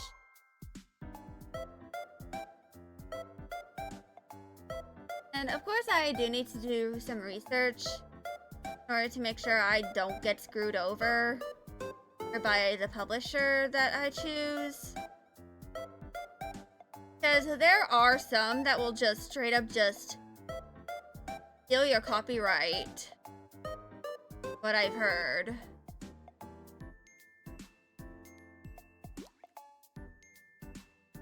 Like, just basically make it so that you can't really, like, do anything with that novel, or, like, basically just steal it, and you won't be able to even get the royalties. I want to make sure I don't have that happen to me.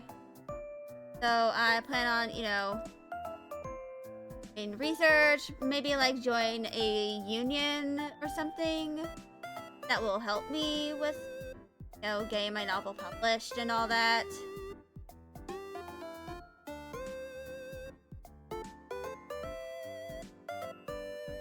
But that, I think I might be able to get this published someday.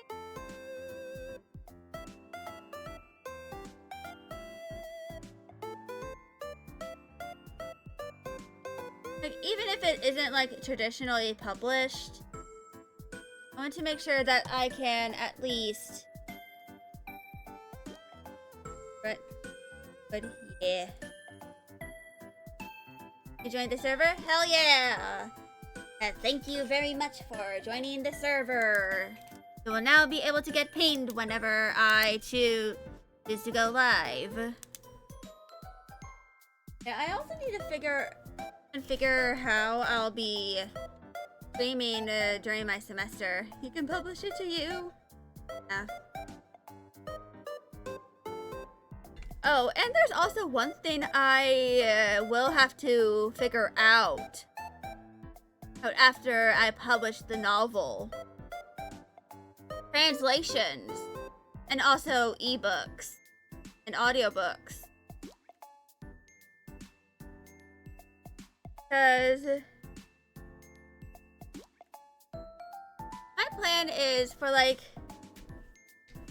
you know, the audiobook is to, no, you don't, because it is either the browser and not the app. But you have the Twitch app on your that you're on. I have a big goal. Yeah.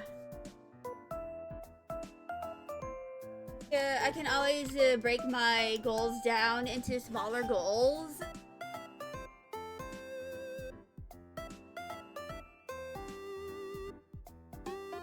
Which, basically will be just outline the chapters, like the rest of the chapters. Write the actual chapters during the, write-a-thon in this summer. Well, next summer, technically. Figure out how to do the second draft. You'll probably, like, send it, print out a copy of it and send it, ask my mom to, like, look through it. And, give me feedback and stuff. Use my mom's feedback to make the second draft.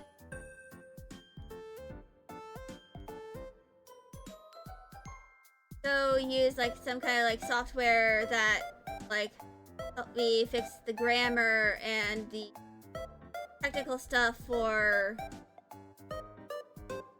pre-editor and pre-publisher.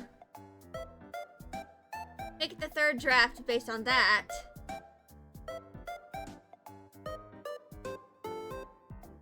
Send the third draft to publishers and make a pitch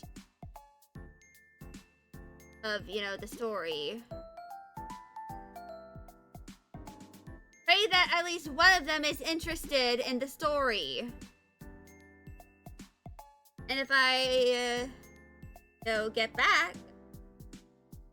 get feedback from one publisher who is, willing to publish the story, hire an editor and, do all this stuff for that. Do some of the other stuff that is related to the art. Polish some of the character designs because I recently realized that for Dahlia, the turtleneck might not work fully with her actual design because of her horns. And then, figure out how to do all the marketing. And, like, profit, I guess? I'm just yapping to myself. So, when it's a turtleneck.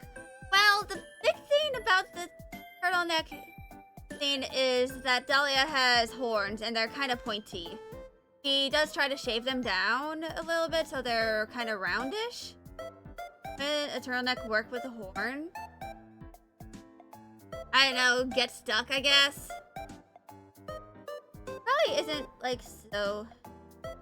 Like, if I go to Patchouli, the horn she has definitely will not work with a turtleneck. But if she does wear something with a thing that pulls up to your neck, now you know.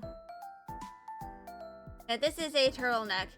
Basically, the collar is high enough that it goes on your neck. You basically have to pull it down from your head. And what material are they made out of? Usually, it's like made out of a thick material like wool or yarn.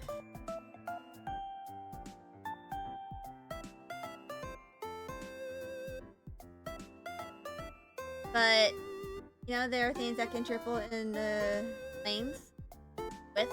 Yeah, definitely. Probably, like, if Dahlia here is probably wearing, like, a turtleneck that made out of very stretchy fabric. They would be able to put it on without, destroying it. Yeah. There is something else that they do, though. Like, for the Hoop Vulcan. I can't make stuff up. Yeah. Yeah. Both would be. Yeah. It always just makes it up. But there is one thing I have made up for the story. And that is, like, I haven't actually designed it at all, but for characters like Patchouli, she wears like this like thingy over her horns whenever she like they put it on from the downside, stepping in them. That might not work with the turtleneck. You can't really do that with the turtleneck.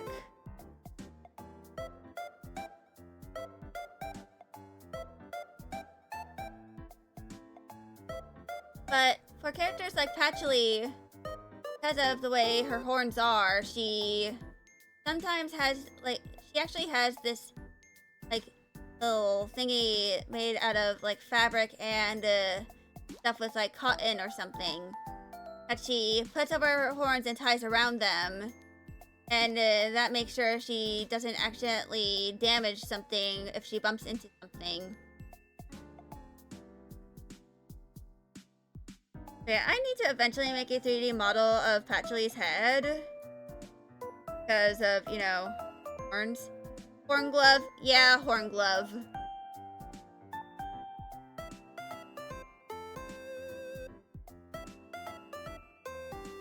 Dahlia doesn't really use those because her horns, she only has horns on the top of her head and not on the sides of her head.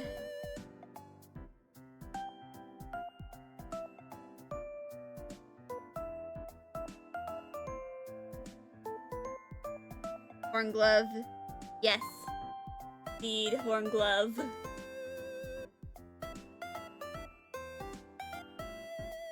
Or maybe like a horn hat. That could work a little better.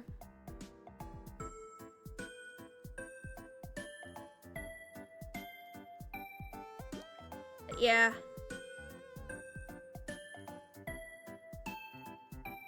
Eventually I need to make a casual design for Dahlia because originally I just planned on her just having her work outfit be also her daily outfit. I mean, the way they're pointed inward, they would really scratch with the spikes and just don't point by. Yeah, but it's mostly like just in case, like for the top ones, like she accidentally bumps her head on something.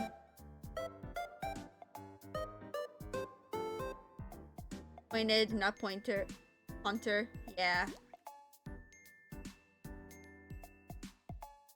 Usually they have to, the horn hats have to like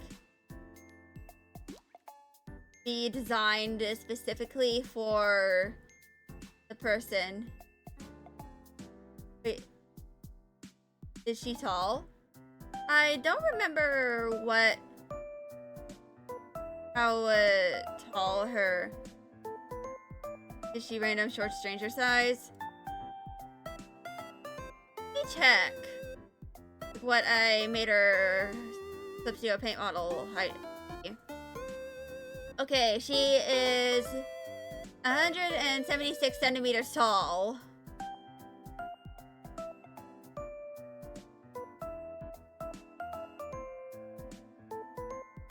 Which I don't remember what that would be in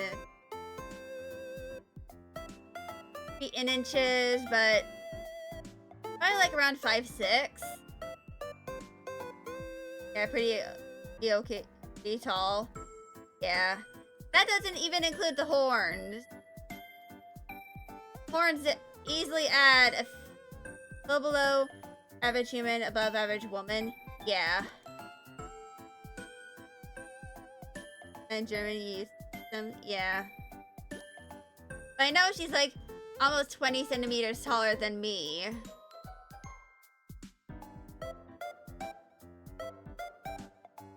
I probably need to go and spread out these.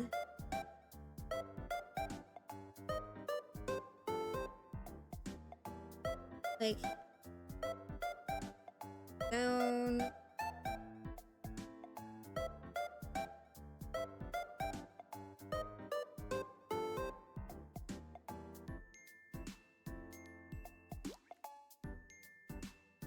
I'm 155 centimeters tall.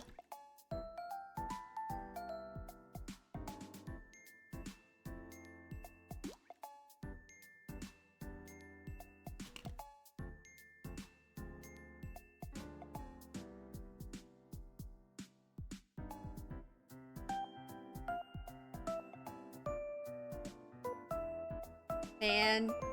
Yeah. I am pretty short. Almost 30 centimeters taller? Oh god. You're like really tall. Holy shit.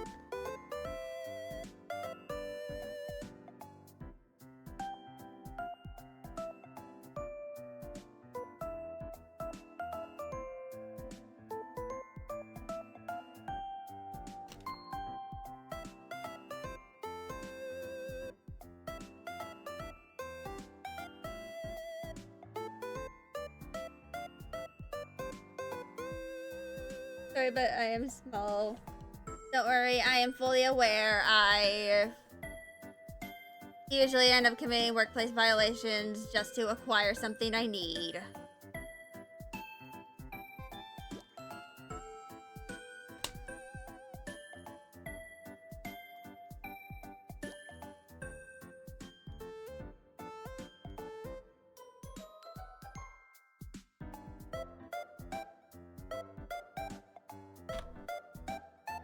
I am small with an O.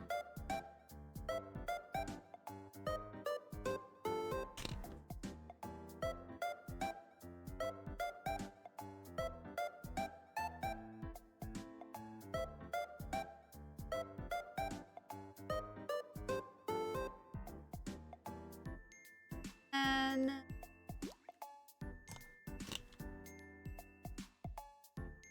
where?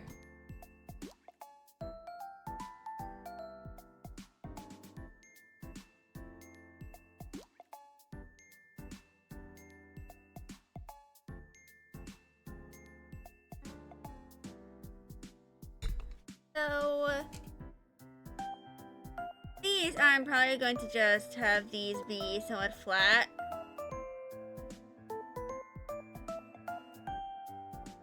Like, not do a lot of rendering.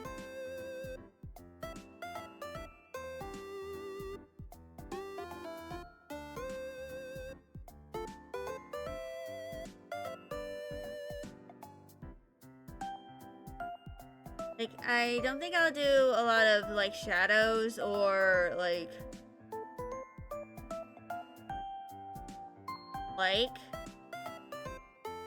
Because this is just to display the...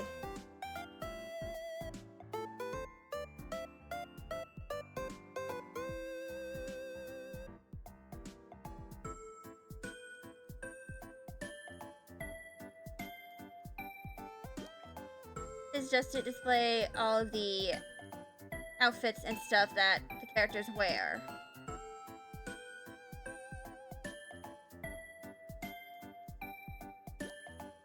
Not much else.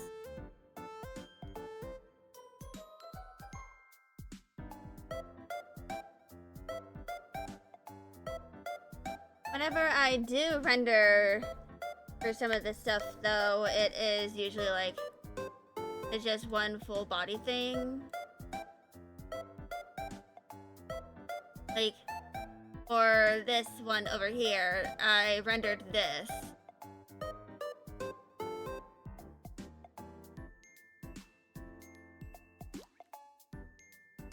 Relatively.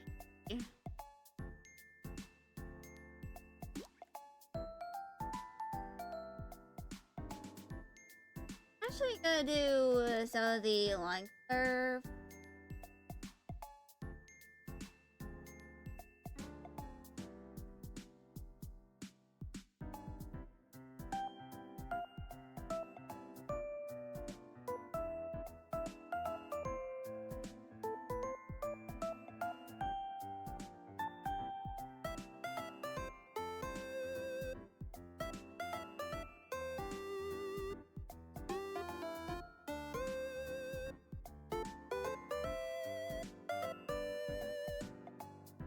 Yeah.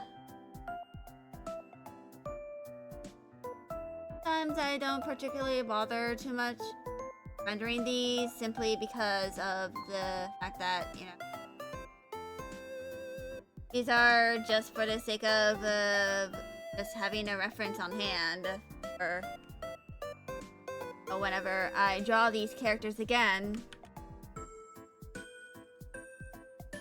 But eventually, I'm probably going to, like, sculpt some of the characters in 3D so that I, you know, have an asset that I can use to, like, draw the characters in different perspectives.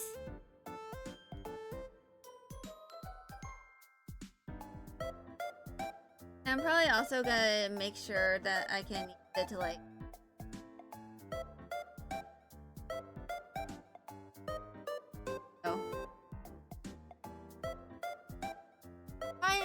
add a bit of rigging to it so that I can open and close the mouth, add a few different expressions, all that sort of stuff.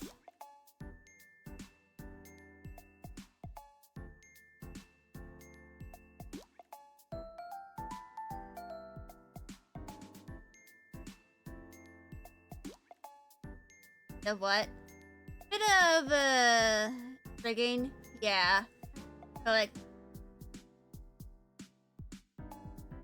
no, 3D modeling, like adding a bit of like toggles and like so that I can, you know, make different expressions for the characters and I can draw them consistently.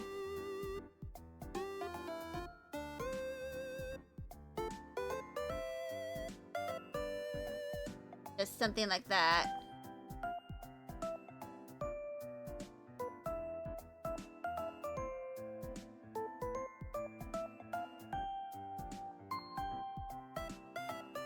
So, could be something I can figure out how to do.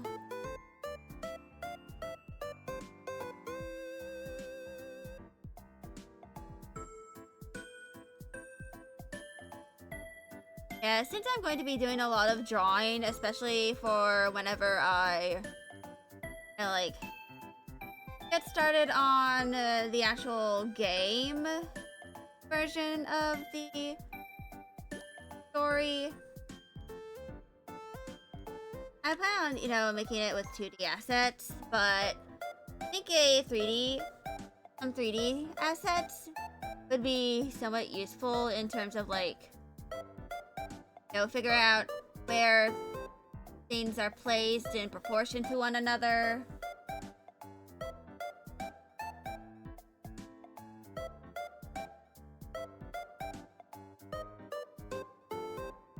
And just make sure everything is proportional.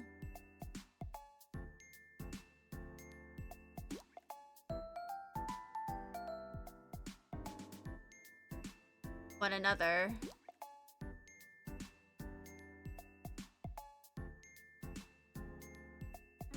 Because that is going to be pretty important to make sure that people don't clown on me for fucking up perspective and all that.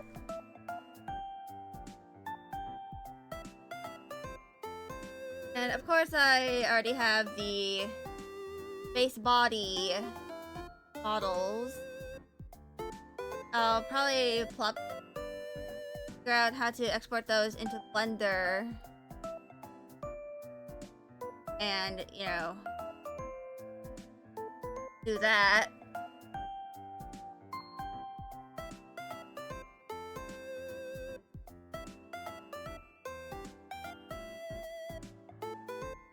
I'm going to at least add a little bit of elementary shading.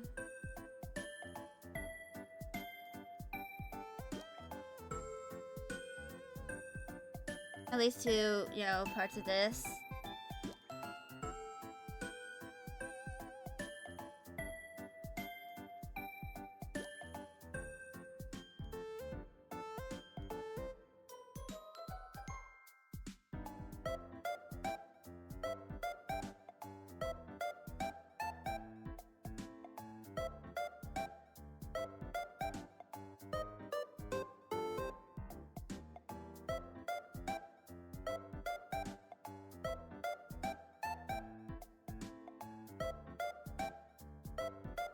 Yeah.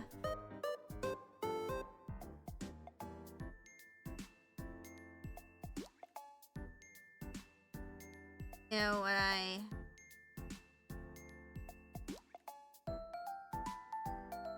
Which is gonna take a very long time, but it's gonna be worth it.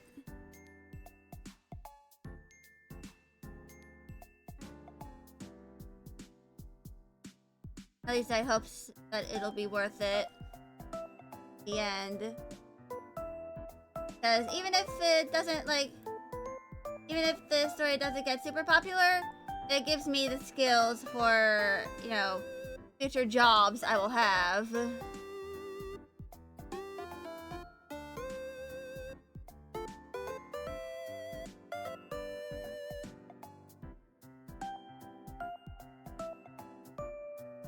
Oh. Even if I don't get it I don't get super big because of the novel or the game. It stays relatively underground. As long as it at least makes one person happy and one person can, you know, play to the characters. Because I think that's just a goal that is complete.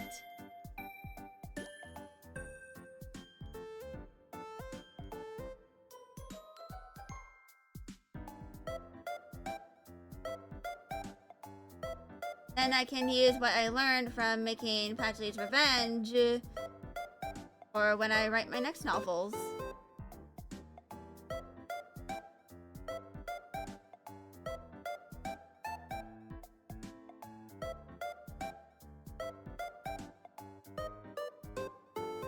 Yeah.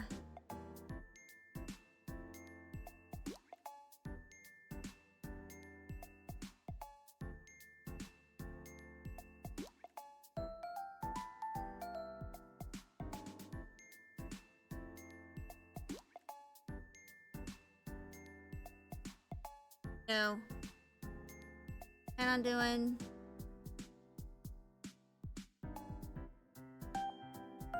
eventually.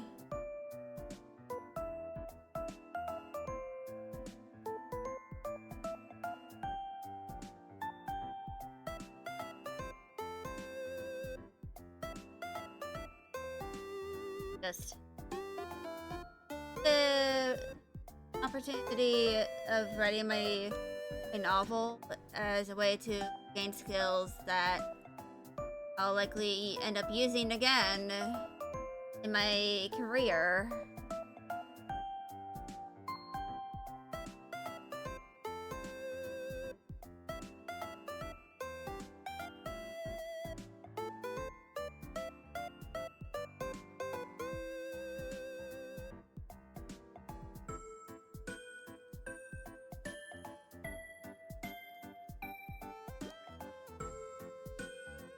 Yeah.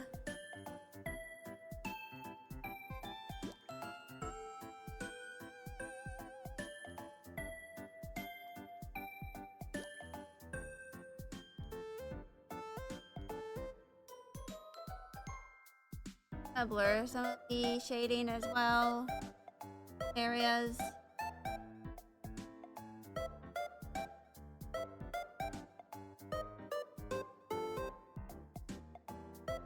Try to make it a little nicer.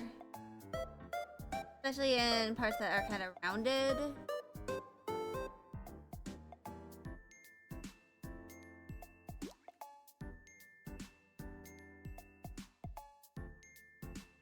Yeah. Almost at the hour of stream.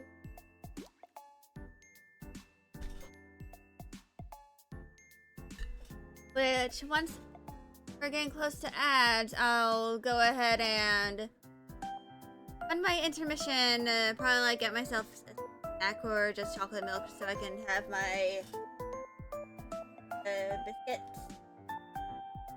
My little maple syrup biscuits. But yeah.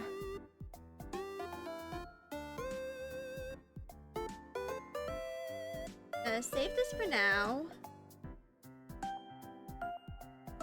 And the next thing I actually have to do here is my expression sheet. My expression is for Patchouli.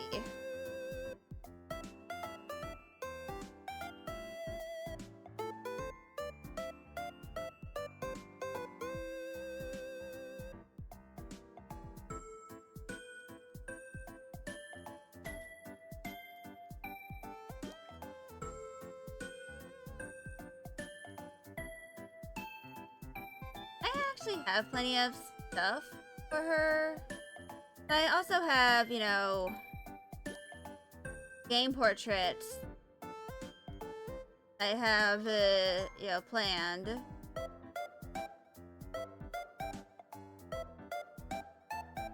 On doing, so I'll probably work on those as well.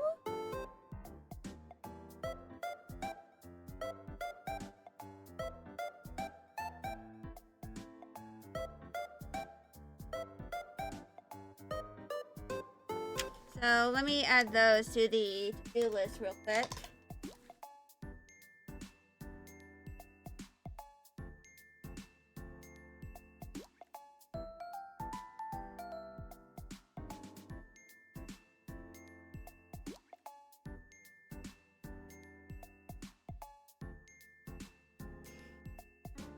I also plan on making an expression sheet for all the characters.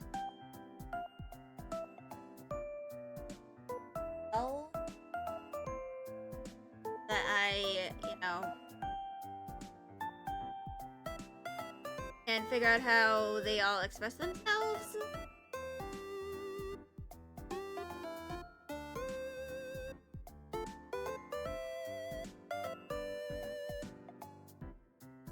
But yeah.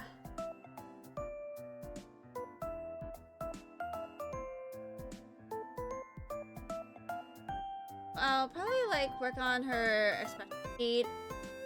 Actually have other expressions I have made of her. And I'll probably use those as like a reference as well.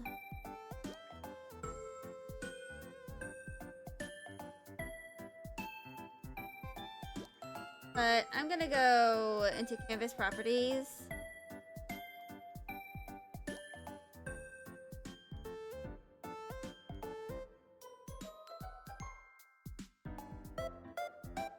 Oh.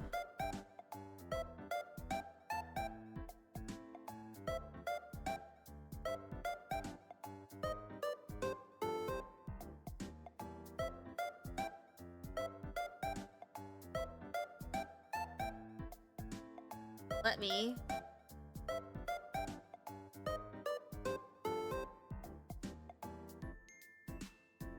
It has allowed me to. But I'm actually gonna start my intermission now. Because I am getting hungry. So this is gonna take about 10 minutes of my time. I'll use this time to also, like, go do other things.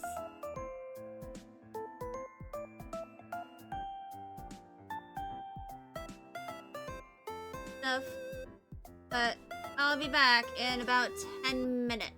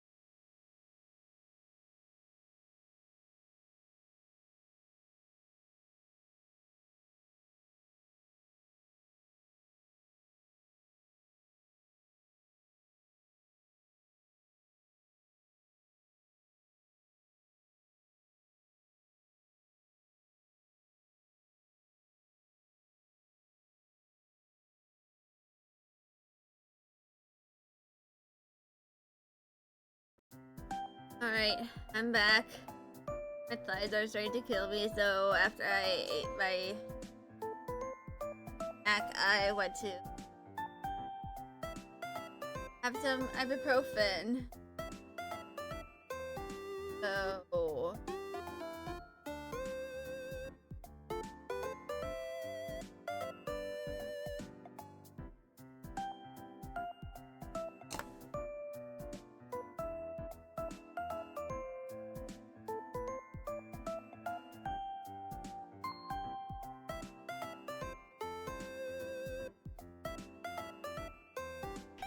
But yeah, that was faster than you thought.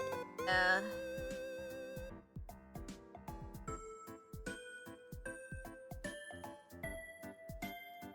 I like once I end stream in 5 minutes, I'm gonna go and hit my thighs with the large gun. Wanna hear a fun fact? Yes, I would like to hear the fun fact.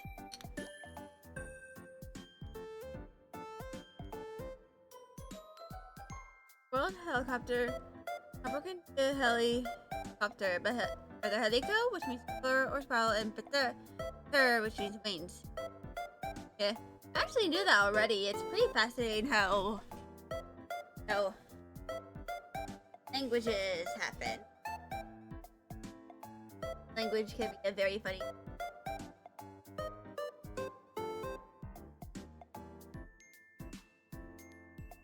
Yeah.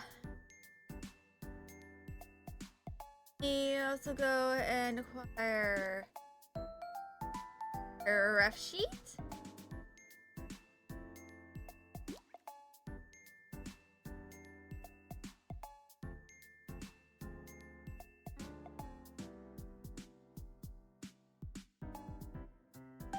National animal of Scotland is corn. Indeed.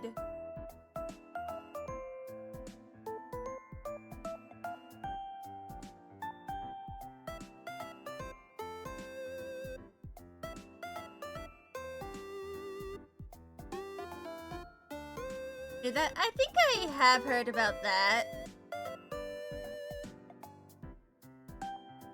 The National Animal of Scotland.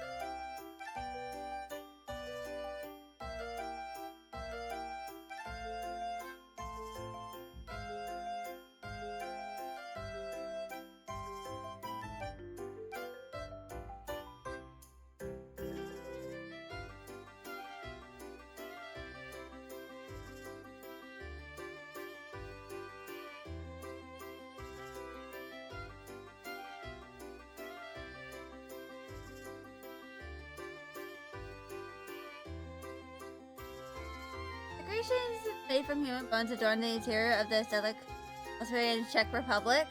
These are parts of the Caribbean by these real skeletons because artificial ones weren't scary enough. Whale tongues can weigh as much as an elephant. Interesting, I didn't know any of those.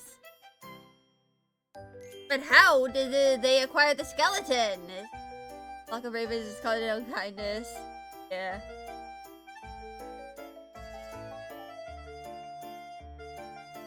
You. Yeah.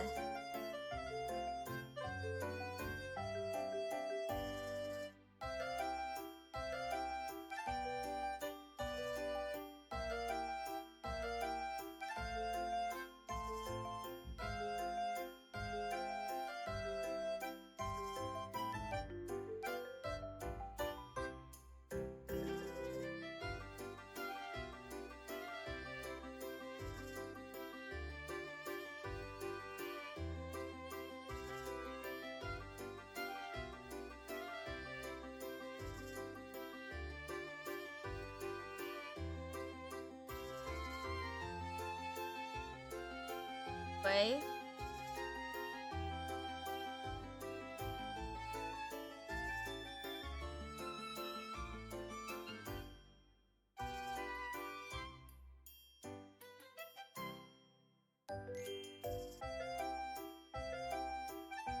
So I am gonna make a new pose.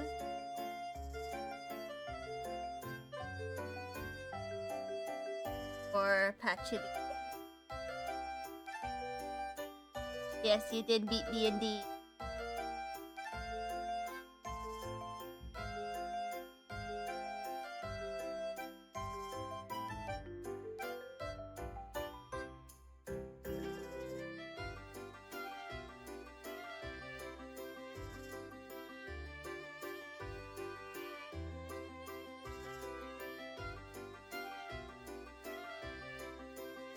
Yeah.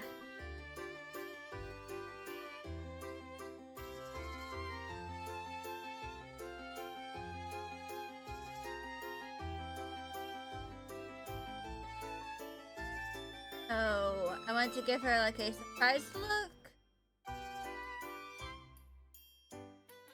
Well. Okay. Oh my goodness gracious, what is going on?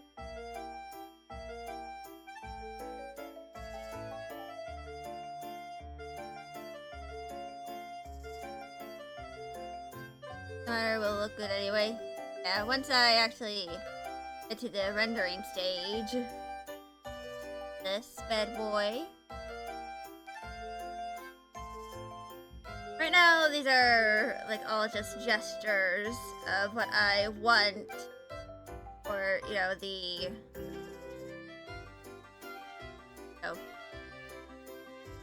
pose. I just feel around for what I want.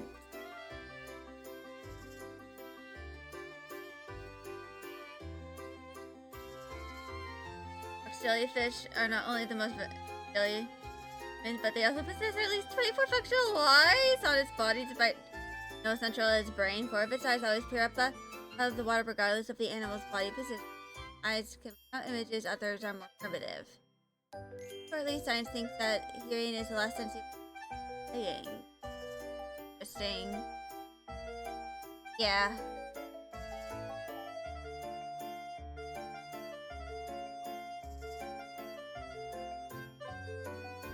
These poses here are basically just gestures.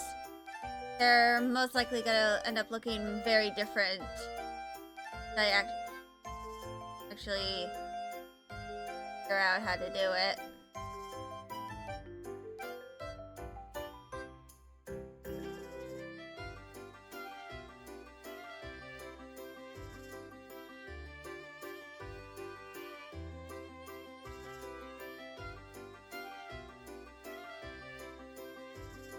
Something, you know, tell me.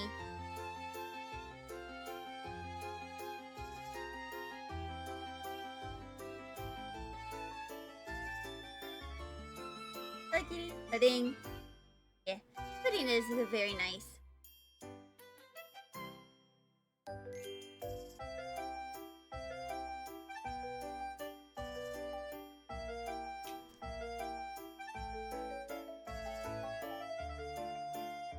I finished my chalky milk.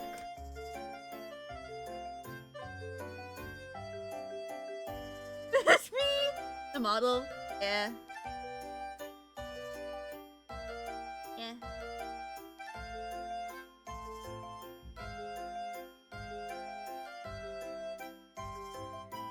I don't know how that looks, so I can't say that. Well, aw, I appreciate that.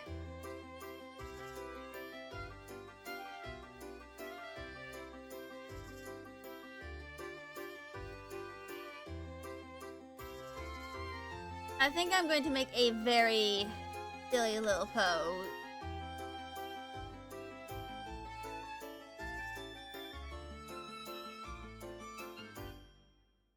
I like just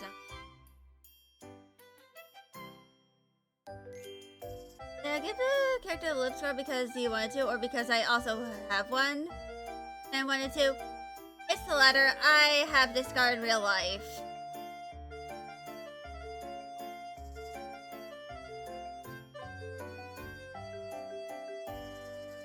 And this is actually a cleft lip scar. Because I had a cleft lip that went down to my bone. It messed up with my upper canines. Like one of them was half the width it was meant to be. So I had that moved with my wisdom teeth as well when I was like 11. Along with my other upper canine. So that's why I do not implement the upper canines to my model. It's because I don't have them in real life.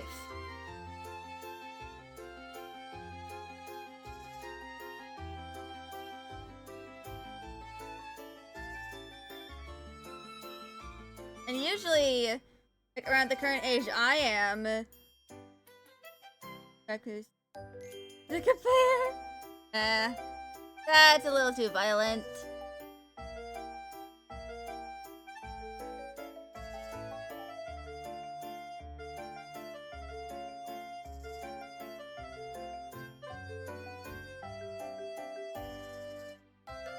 Like that, it wasn't bad.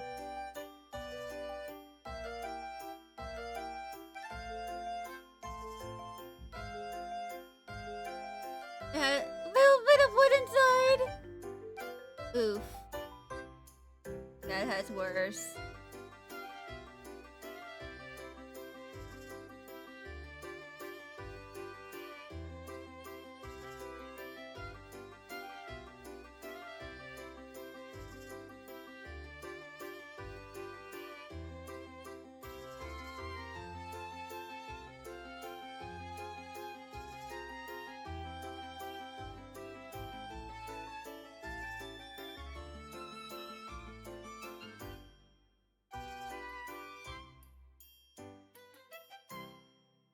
Yes, I am purposefully making a very confused expression for Patchity.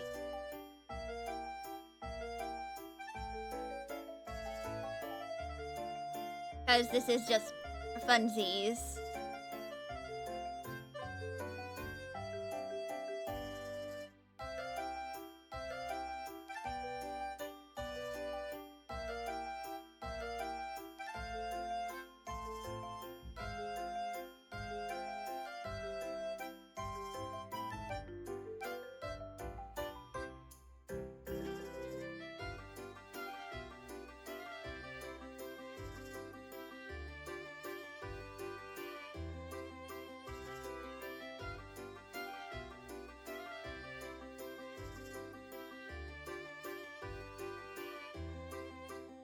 He was cutting down a tree and a big ass branch broke, falling and pierced his entire arm, and there was like a 20 centimeter thick wood branch, and it was very long. It was from a very big and old tree.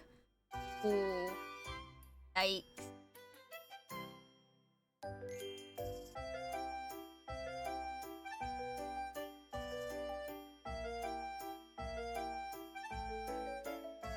Right through the arm?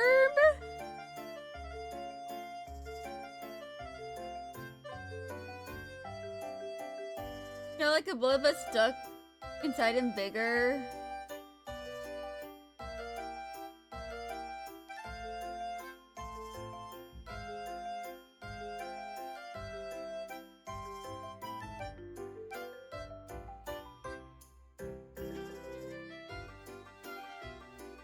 The bullet, you need the kind of hole. Yeah.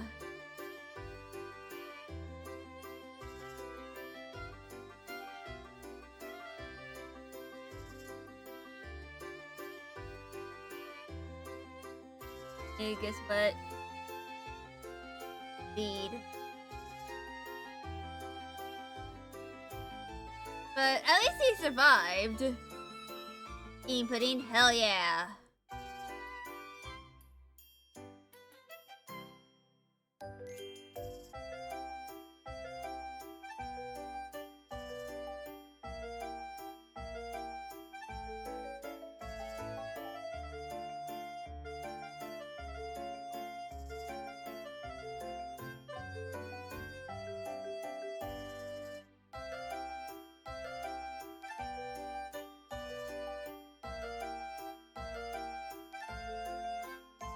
You think you were 6 or 8?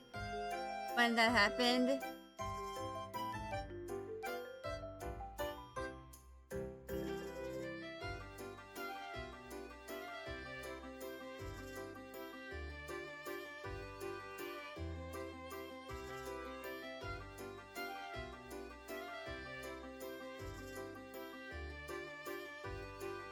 Anyway, this final expression is for whenever Ashley is just very confused by something, or just incredibly disoriented.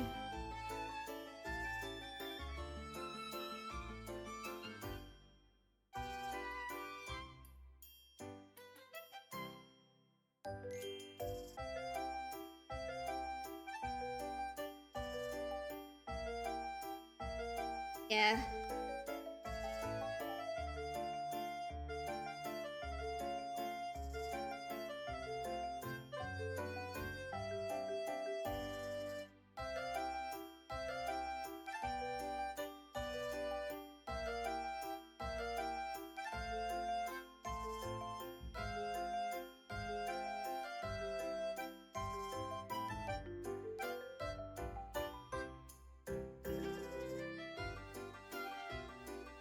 Yeah.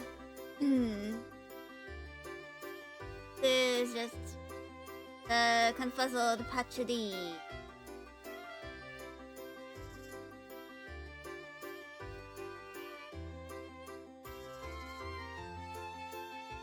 Or like, patchouli is too stunned to speak.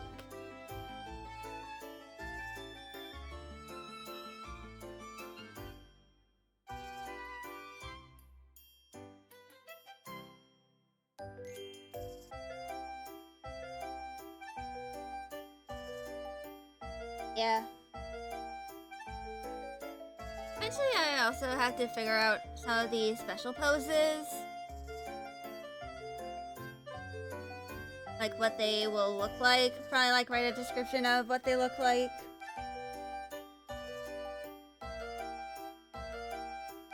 I don't know. Pornhub got hacked. Doesn't really affect me.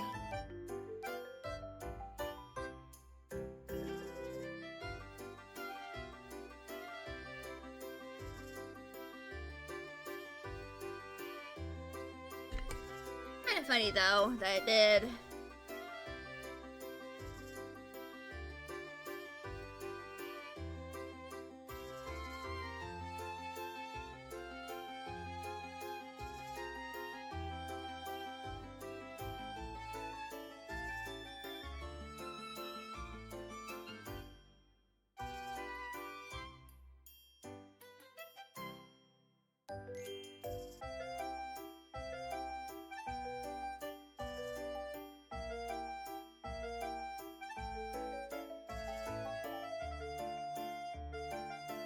Yeah. It's just meant to be a little silly expression for 200 million people represent data to publish and threaten to publish all of the data like video titles, URLs, download history, and how long it's videos watched. Oof. That kinda sucks.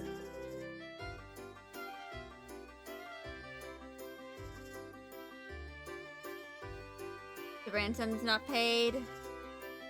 Yikes. Imagine watching that. Yeah, indeed. Bleh.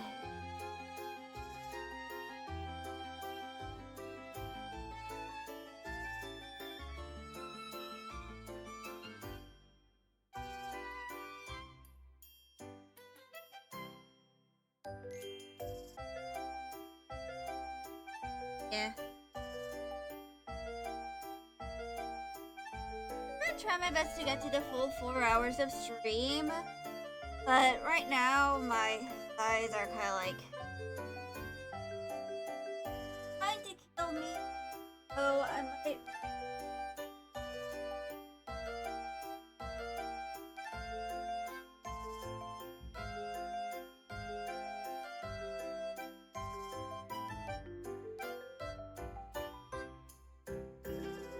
Probably like after I finish my stream, I'm going to go ahead and hit myself with a massage gun. Guys, is that where it's kind of hurting the most right now?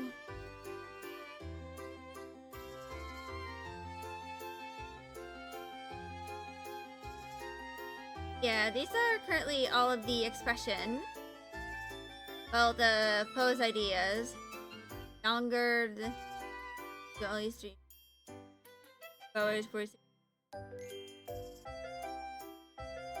think I've streamed for like 8 hours at some point because I was like very hyper fixated. Like, maybe it was 6 hours. It was probably like 6 hours. Did I 16 hours streaming? Yeah.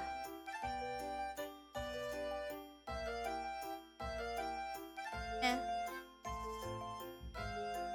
I probably should have hit my thighs with the massage gun. I almost fell asleep. I should have my massage gun on my desk. I'll have to grab it after I'm done with stream.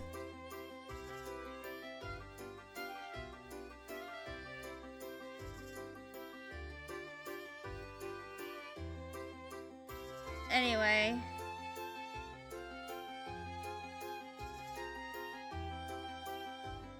Your mic doesn't sound good. Don't know.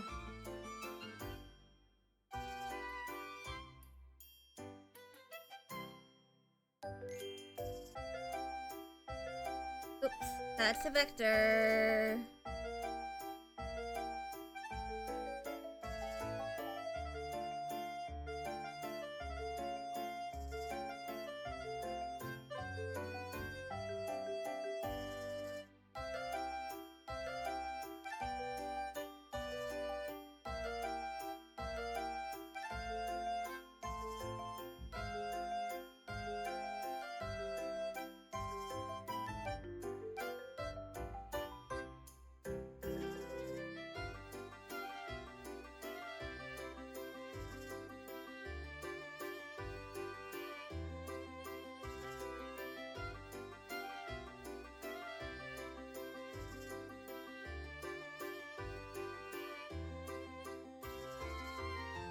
Yeah.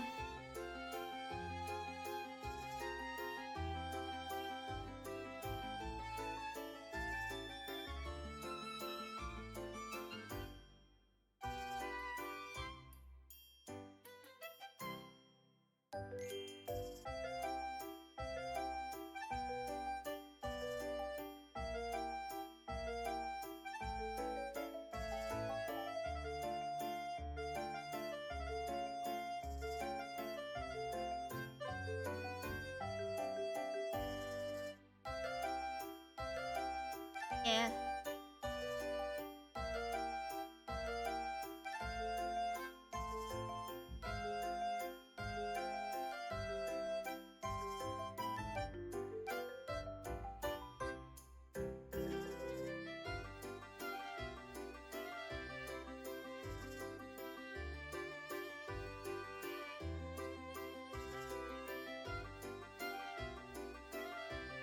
So I don't know exactly how long I'll stay live, but at least for another, I'm gonna try to at least reach the next half hour.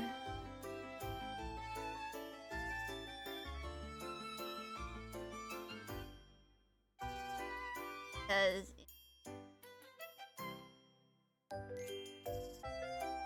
I like to try and do that.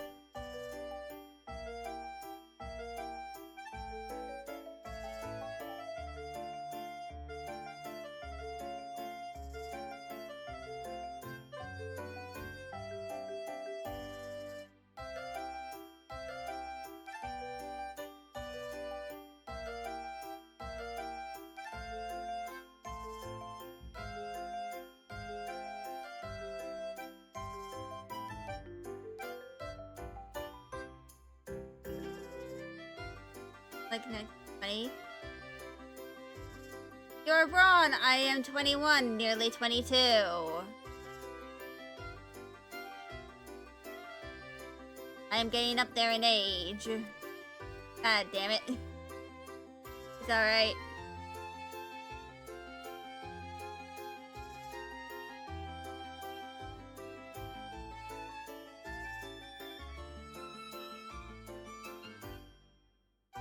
Do you remember your age? You're like around 16 or 17.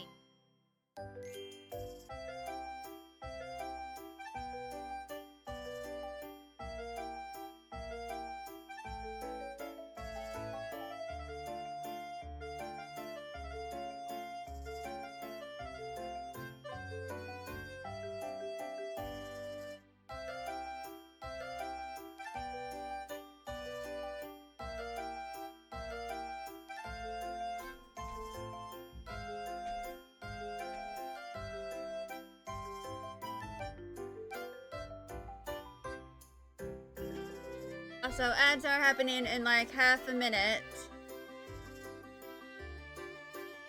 So prepare yourselves.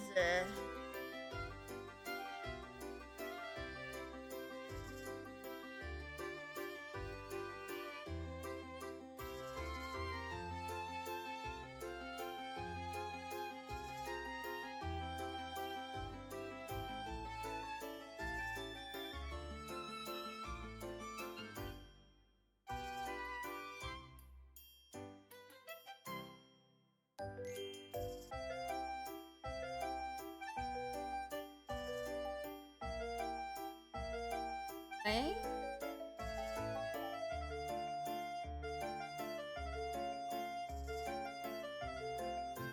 Play agile.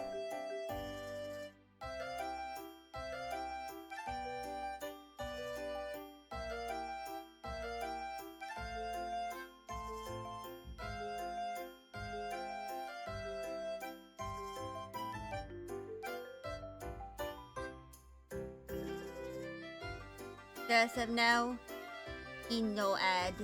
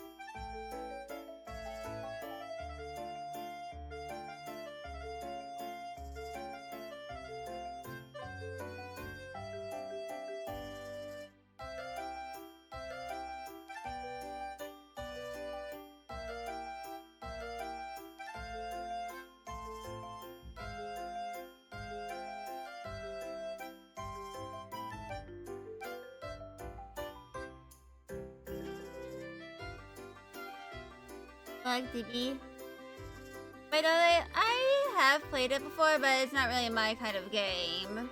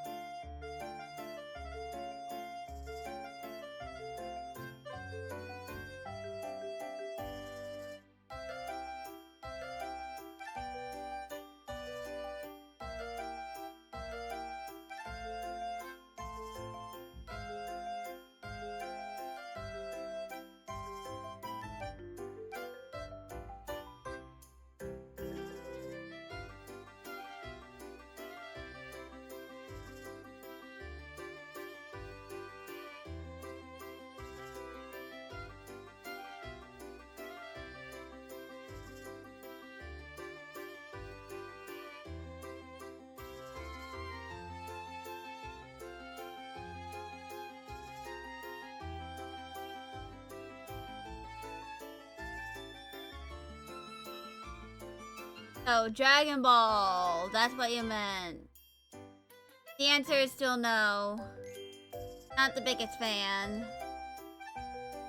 I do know someone who does like it, though.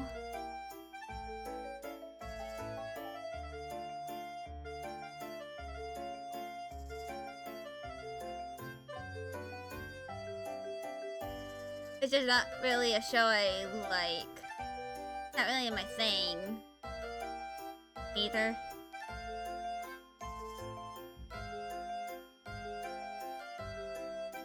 A video for the...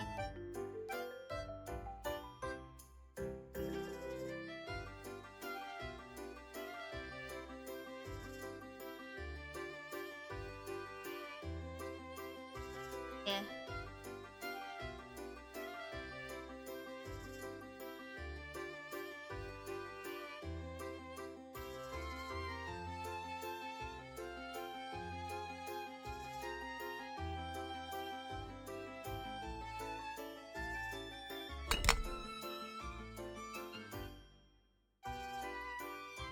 So...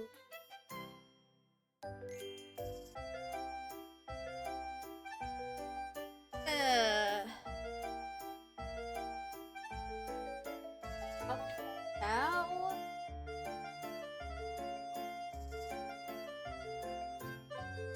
I think I'm gonna yap a little bit about what I'm going to be doing next.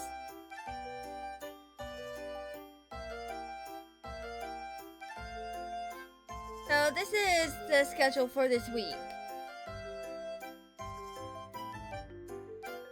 As you can see, today is emote work and ref sheets. And Tuesday I am going to be completing Tales of Berseria. Wednesday, which will be, for me, Christmas Eve, I'm going to be playing Infinity Nikki. Because of the Italand update, I am still playing through that. And then Christmas Day, I'm going to be writing some fanfiction. Because you're not streaming at the same time, you'll watch me. I see.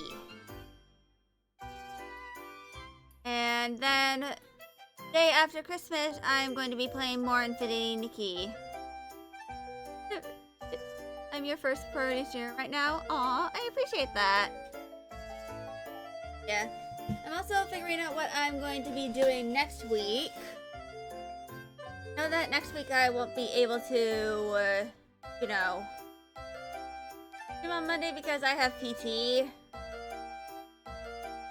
But hopefully after that's done, I can just PT, physical therapy. But yeah.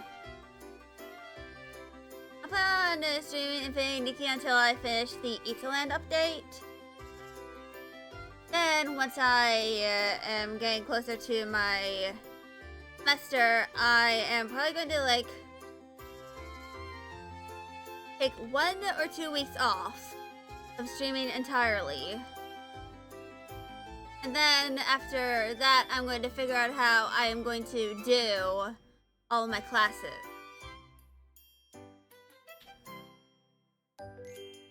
Why?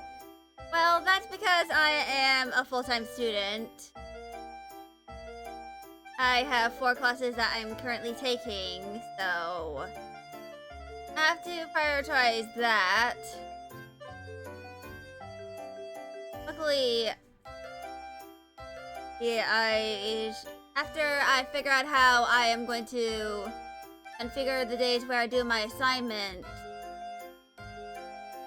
I'm going to start streaming on like the weekend, so like Saturday and Sunday. Do the same, but you're supposed to know everything about learning. Yeah. So I know on the days I definitely cannot stream are Monday and Wednesday during my semester. That you can. Yeah. On Monday and Wednesdays, for like the entire semester, I will not be able to stream at all. Because that's when I have an in-person class. Which leaves me Tuesday, Thursday, and Friday. Maybe possibly to dedicate to all of my assignments. And then on Saturday and Sunday, I can stream myself doing stuff. However, because of most of my classes being art related, I can possibly stream on the days of the week where I don't have the in-person classes and work on assignments. So of course that is going to depend on what the assignment is. If it's something where I have to like use a textbook, or I have to do it directly on the Canvas shell, I will not be able to do that on Steam. But if it's something where I like need to download a document and do the assignment that way, I can likely stream that. Canvas shell. Canvas is the stream of textbook because of hands. Yeah. And I'll be very quiet as I'll be reading. But as I am a graphic arts major, one of my classes is a digital design class. And it's completely asynchronous. So I have no class meetings, not even on Zoom. And because of that, I'll be able to work on those while live. I know my professor might force me to use Photoshop or Illustrator during the class meeting. I can't really do that without doxing myself.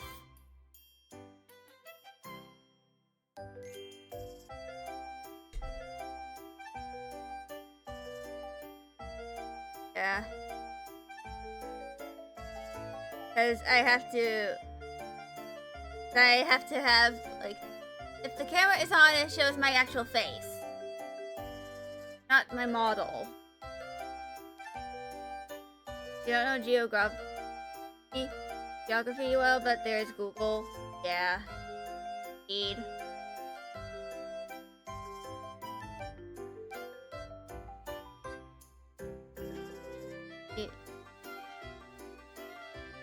Yeah, that is kind of like the big thing.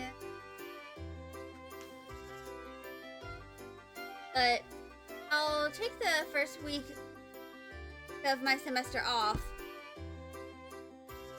Very likely. I'm going to start.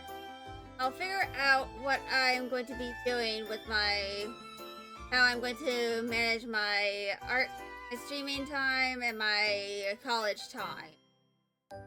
Because I am a full-time student. And so the first week of my semester is the week after my birthday, which is on January 5th. I'll likely take that whole week off, so that I know what my assignments are, get my syllabus for all of my classes that are going to be happening at that time. And then I can figure out how I am going to balance my streams around those classes.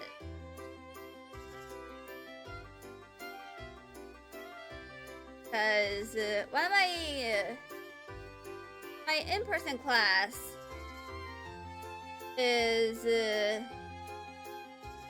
starts at 12:30 and ends at 2:55 or 14:55. So I can probably like tech class, go home, rest a bit, and then get started on doing some assignments in the day. Which, with the system I have in place, I'm able to get up to 4 assignments done per day. And because of that, I've been able to even get ahead of my assignments. And that can give me time in order to, you know, take a break and do whatever. But yeah. I probably need to like I don't think that any of the classes have been published yet at all. I do know I'll be taking them. But yeah. That's pretty much going to be it. What I'll be figuring out. So basically, Monday through Thursday are going to be days where I am definitely not going to be streaming at all. Friday is a sort of maybe, depending on how much I have to do. But then Saturday and Sunday, which is when I have the weekend, I'll be streaming myself. Hopefully nothing. Yeah, Saturday and Sunday are going to be when I will definitely be streaming during the week. And I'll probably configure a schedule based on that. Because I can just stream. Like, once I figure out, like, all of the assignments I have and, you know, what I know I can do on stream and what I'm confident I cannot do while streaming. Once I figure those out, I'll figure out what days I can have as an assignment day for streaming.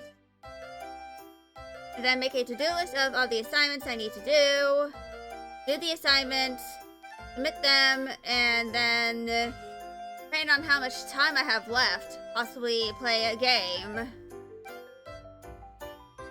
Yeah. I'll be configuring that once the new year happens and my classes have started. So, yeah. Actually, so for context, my semester lasts from January to like the first week of May. And because of that, there will be a total of 15 weeks where I will likely only be streaming on Saturday and Sunday. Possibly another day of the week, depending on what I have left to do, or if I have a class that's canceled. So if for example, if my in-person class for the day gets canceled, I'm either going to use that time to either A, work on any assignments I have for my other classes. Or B, just stream, I guess. And I'm also going to be using the leftover time I have in the weekdays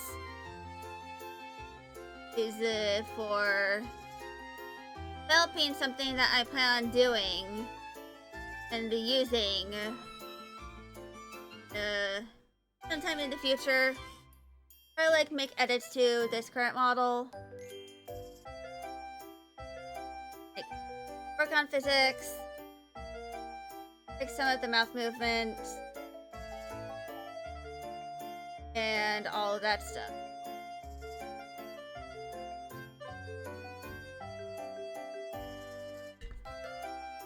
There's something else that I have in the works.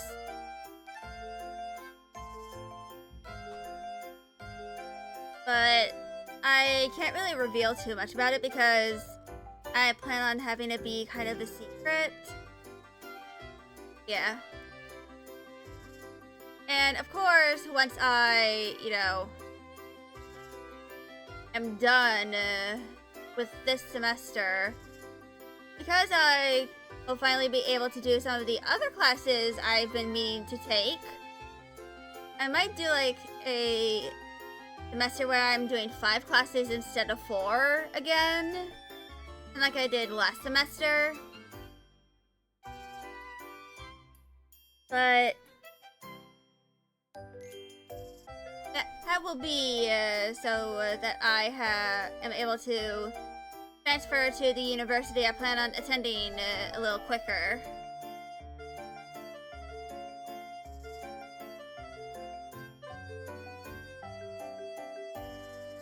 So, yeah. And I also need to research what days I'm going to have off.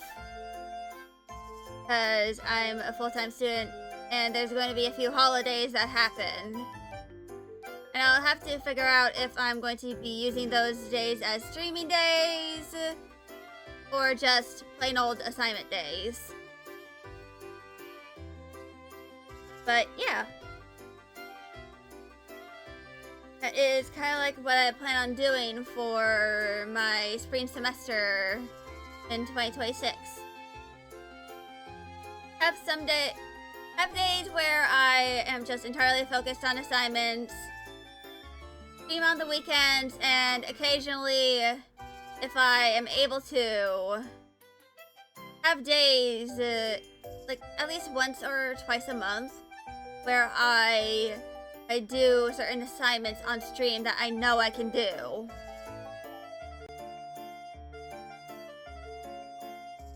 But without doxing myself entirely. Or, doing something that's not super engaging. Like reading a textbook and working on a worksheet for that. But, yeah. So tomorrow is going to be me finishing Tales of Berseria. I am also going to try and figure out next week's schedule, or like the schedule for the next 2 weeks, before my semester starts up again.